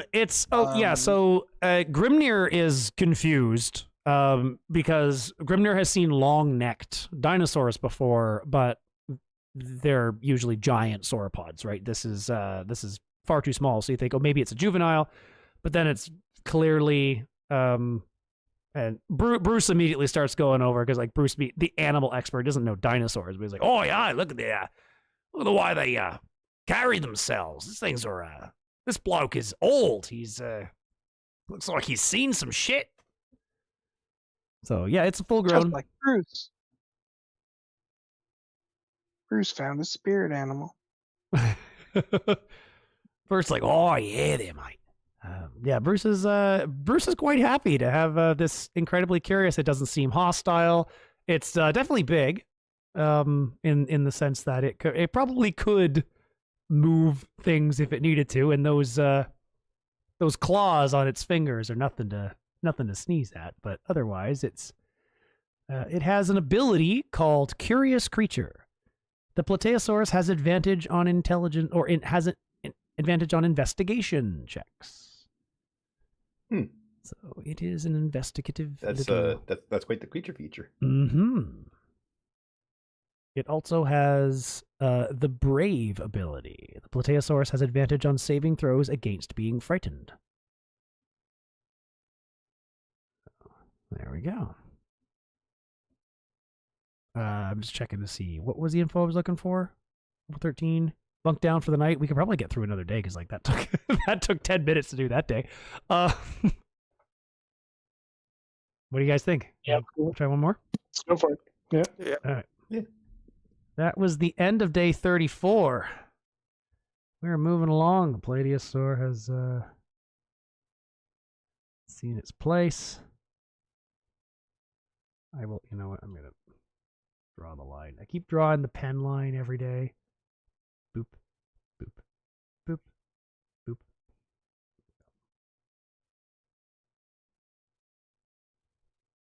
This is the path we have taken. We are professionals.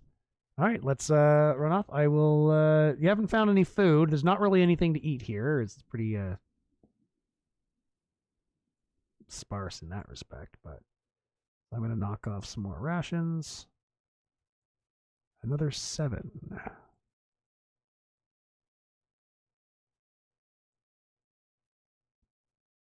Hugh assures everyone that there is definitely abundant food once we are past these burnt, torched lands. The barrens here.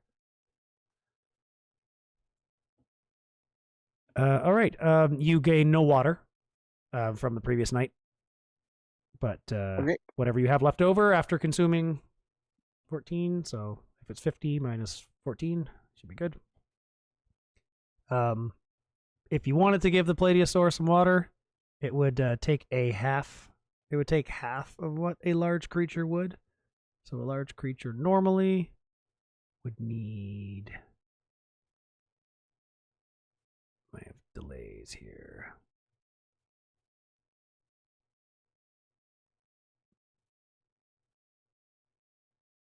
What the?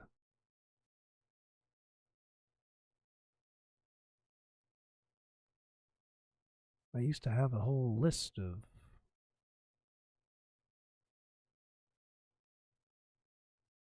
How much each thing took. Okay, well, it takes 4 gallons. We'll just say it takes 4 gallons.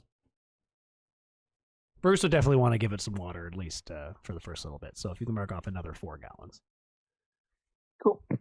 Okay, cool. What do we want to do today? As far as I want to continue following the coast. That way you can't possibly get lost, but... The coast seems like a good idea. Hugh is feeling a little more confident, and Hugh recommends the coast as well, because like we're getting close and we want to get through. Hugh is recommending that we pick up the pace today. It might be exhausting, but you wake up, you see storm clouds forming, and there's a little bit of a wind. It is a stormy morning, and a little bit of drizzle has begun. And Hugh is recommending we try to get out of this land as quickly as possible, because the acid rain will probably hurt us again today. He senses that there is a big storm coming as well. Yep. Yes, we should evade the storm. All right. So move along. This is day 35? Yeah, day 35. Big storm. What do we got? We're on the beach. Okay. Oh, finally I got to use one of these. You do move along the beach. We move 1 square. I gotta get that out of there. And you do happen to find what appears to be a nice little reprieve. There's a sanctuary spot. This is a very safe zone. Clear for anything. It is possible for a short rest. We don't need any. Does anybody need any refreshing or anything like that? Nope, I think we're already long rested. Yep. All right. Good to go. Good. Okay, we keep going. All right, making it along the beach. We get to about here. 3 tiles in. And suddenly, the storm clouds, as you're moving along, the storm clouds are starting to billow over your head, and it's getting stormy. Everyone make your constitution save for the acid rain, because it is drizzling all day. We're just gonna make him con save. I open up my character sheet and just fills with dice. Oh my, that was terrible. Wow. Yeah, good. Okay, let's roll. Everyone dies. Oh no. Well, Calva, Bruce. That's it. Just Calva and Bruce. Take 2 acid damage.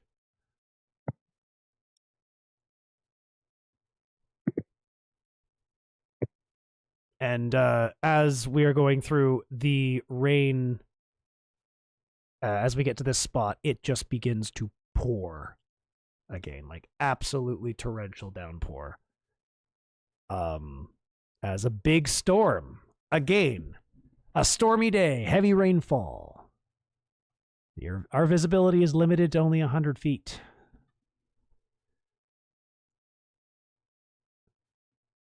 "Oi, you gets seem to be having a problem with that rain. We should probably get you out of it." Ufthak suggests we seek shelter. Yeah. You are in the middle of a waste. You're definitely not going to be getting any further today. With this rain, you're kind of stuck here. So looking for shelter. It doesn't appear there's anything at a glance. Anybody want to? Let's all search. Yeah, look around. Okay, survival See if check. Yeah. Bruce will help with this because he's looking for that as well. Bruce with his +7 survival. Oh, nat 20. Nice. Okay. I'm waiting for it to update the thing. Yeah, good job, Grimnir. Grimnir, you managed to find a crag in the rock. Like, this is pretty desolate out here on this open flat. But you do manage to find a place to set up. As the rain just pours down, it's like, crap, this is not going well. Now, luckily, this is not acid rain, but it is made your visibility really hard to see. And I would like someone to make a who has passive perception? Grimnir. My passive perception is 16. I'm actually going to randomly select. I'm going to do this by dice roll.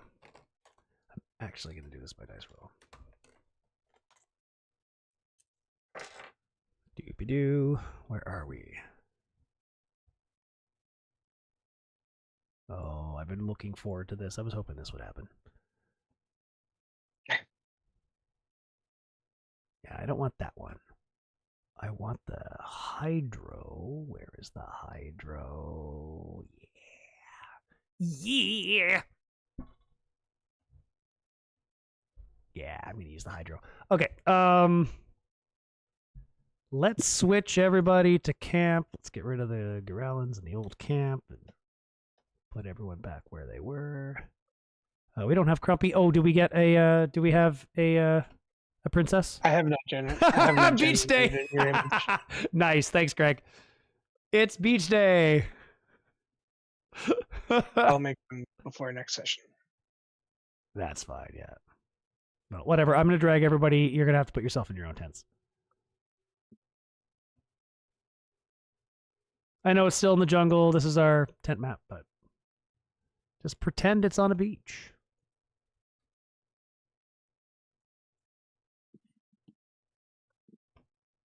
All right. And by random selection, everybody pick a number. I'm going to pick, I'll pick, Bruce is 6. Hugh is 1. Okay. Calva, pick a number. 3. 3 for 3. Okay. Oh no. Alex, all right, I'll do 5. 5? Okay. So Faye, do you want 2 or 4? Faye? Grimnir, do you want 2 or 4? 2. Okay. Faye is 4. It is Faye. Okay. Faye. He just left a message that he'll be right back. Oh, okay. Well, then I'll have to roll again. He's always the one person who I can't. Actually, no, he can't. I can do it. I can do it. He's not here. So, yeah. Suddenly, you hear a cry of pain coming from Faye's tent direction.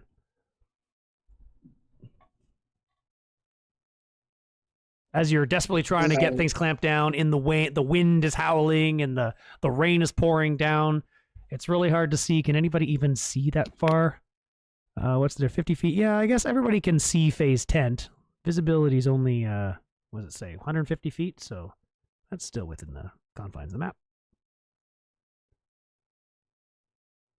What do you do? Faye's screaming. Ufthak jogs over to the screaming. Yeah, Grimnir is also going to head towards the screaming. Faye, okay, so you can move. Oh, did I move you guys over to?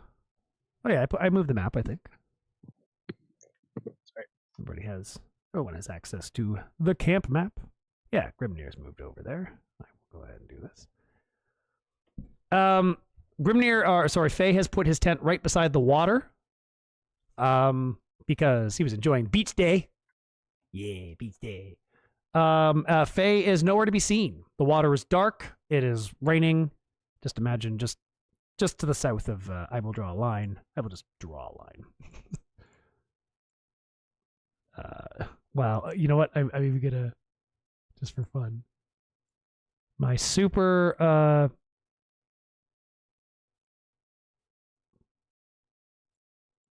Look at my incredibly. What do you call it? Comprehensive map here. There we go.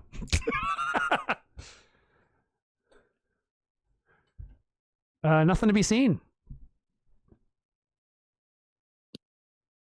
Tell Going Jim to start look doing around. reconnaissance. Jim can't see anything in the water. It's very, very dark. I have to see what the actual guide says. What is going on here? It is. Okay. There's nothing. Yeah, Faye screams and see nothing for a little bit, except you do hear some.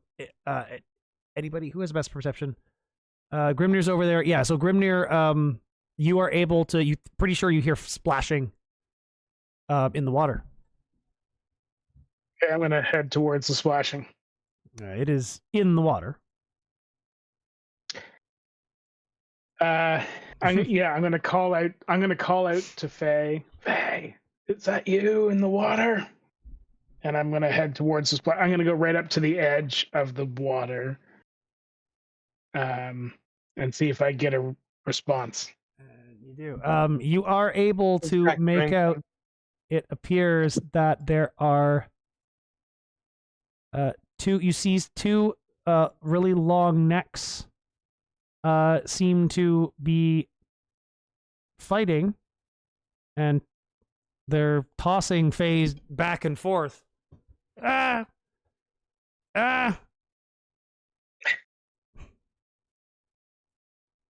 far away is he? They're like just offshore. Whoops. Where's his tent?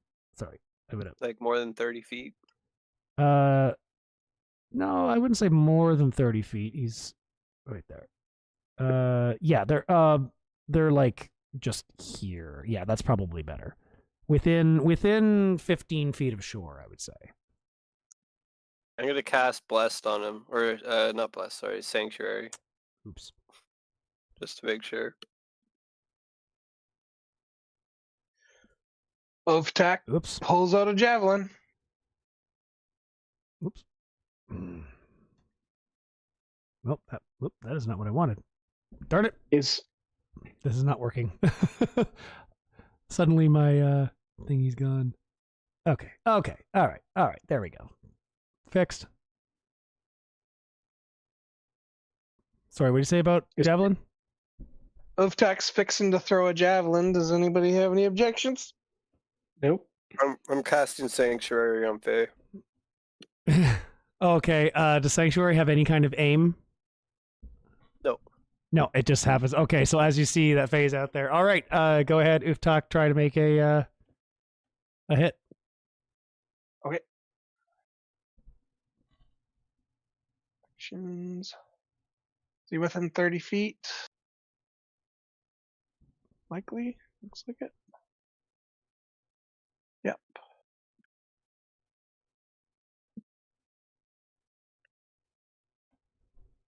$12.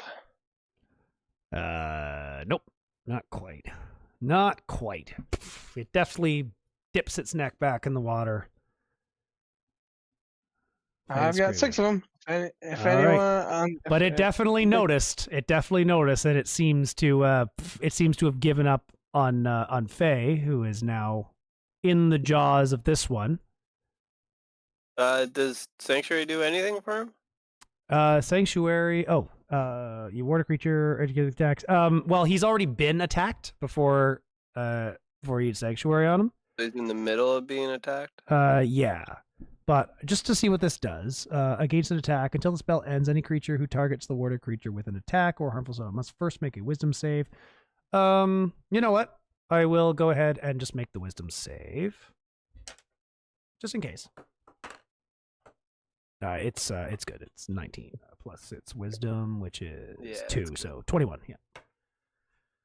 So yeah, it has. It seems to have Fae in its jaws, and the other one quickly moves to the shore. It can only get within 5 feet of shore.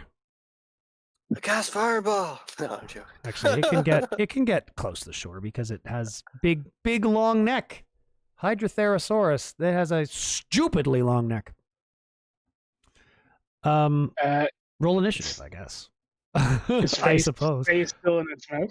Fae is in its mouth, and it seems to be dragging Fae out. And I would almost say that's probably where we should end it. I didn't build that up well enough. I'm looking at the time. I'm like, oh no, Fae is being dragged out to sea. I just want to make sure. Has this one got? This one does not have. I specifically chose Hydrotherosaurus instead of Plesiosaurus. Because one of these plesiosaurs that I have has an ability where it could like just drag you down below the water and drown you. This is not the one that has that ability, so you are very lucky on that. I chose it by random, but yeah, Fae has disappeared, and that is probably where we'll end it. Ufthak has caught the attention of this one. Does anyone else want to quickly make an attack against us as it swims toward? Just initiate, and we'll start with initiative next time. Wow, I took a really bad time to come back. Yeah, you've been dragged out to the ocean with no hope of survival, so... Oh god, I hate when that A happens. plesiosaur has you in its jaws, and it's... Oh no, that was like one of my favorite dinosaurs growing up. Yeah, it just grabbed you and dragged you out from your tent. You were enjoying beach day. You pitched your tent right next to the beach. Yeah, and then I randomly... It was a complete random roll. And it happened to choose you.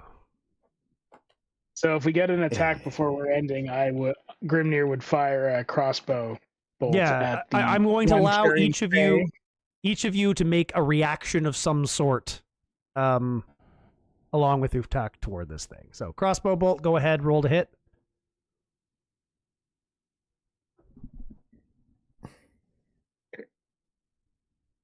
Sorry. There we go. Move Faye more toward there. Faye is in his jaws. Faye, you are grappled. That's what's I feel grappled. Mm-hmm.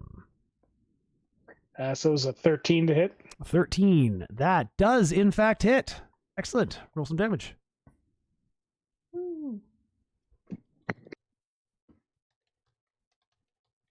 11 damage. 11 damage. Fantastic. Tink.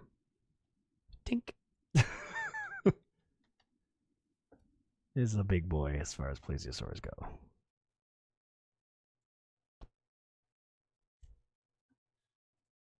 Oh, sorry, my bad. It came up as 5. I don't know why I read 7. It's 5 damage. Oh, okay.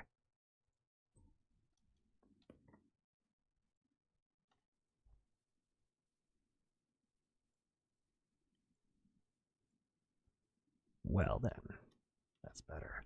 All right, Calva, do you want to react to this thing coming toward the beach as well? You get a chance?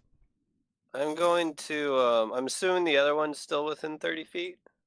It looks to be just within 30 feet, but it's, yeah. It's under the water. I'm casting Tasha's Hideous Laughter on both of them.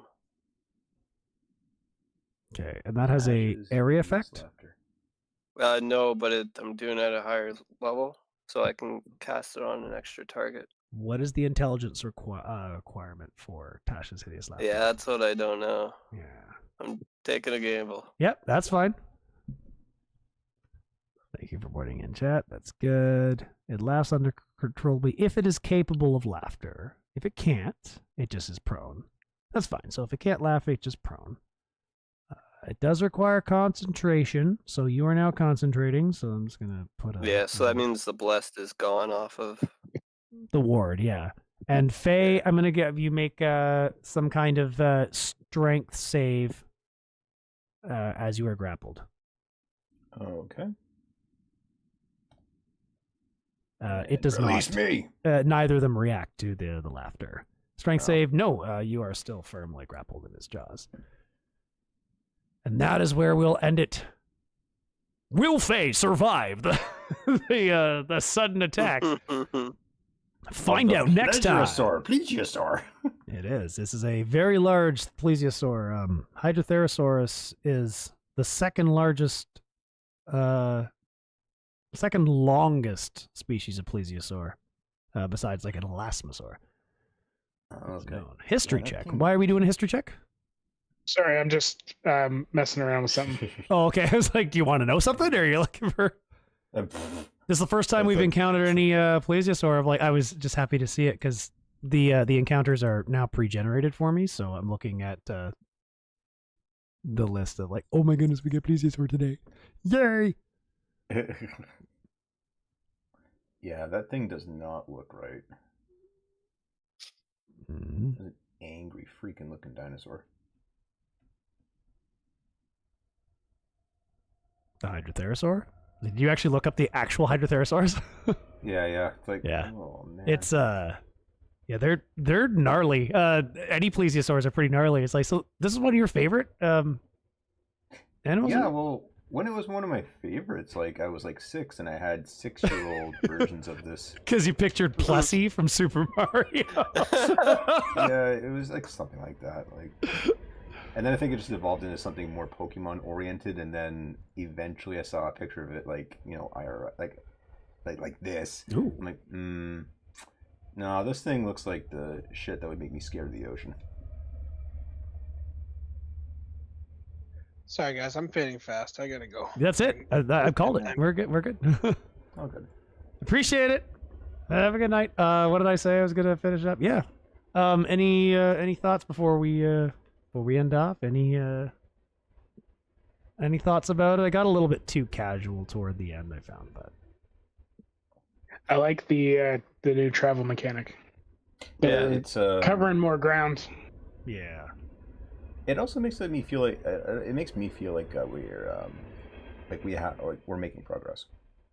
I feel like it allows us to do like more combat and other stuff as well, because Yeah. we're moving quicker. Well, the amount of combat encounters are the same It's because I'm just they're still doing happening one faster. day. It's like, yeah, they're happening, but potentially over multiple.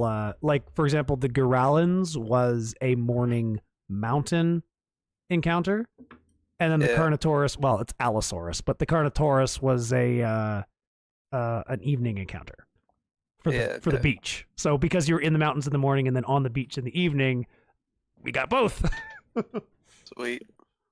Yeah. So yeah, I'm happy to do that. There's enough spicy variety. It is still just beasts and animals. Who knows what happened to Xavius? Where is he at? Will Faye survive? What happens if Faye doesn't survive this? Faye gets reincarnated in an undeterminate amount of time, and Sebastian gets to roll a new character.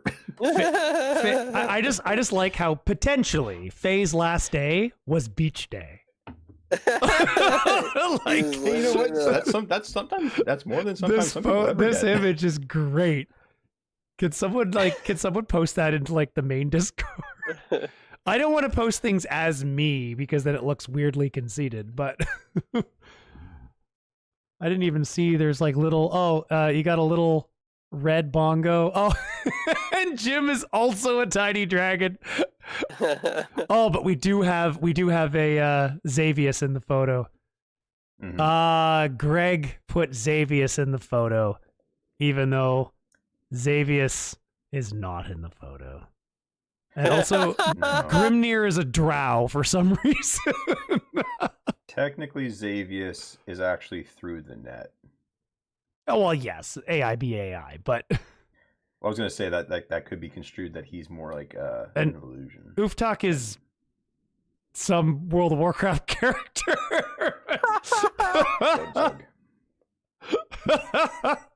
That's good.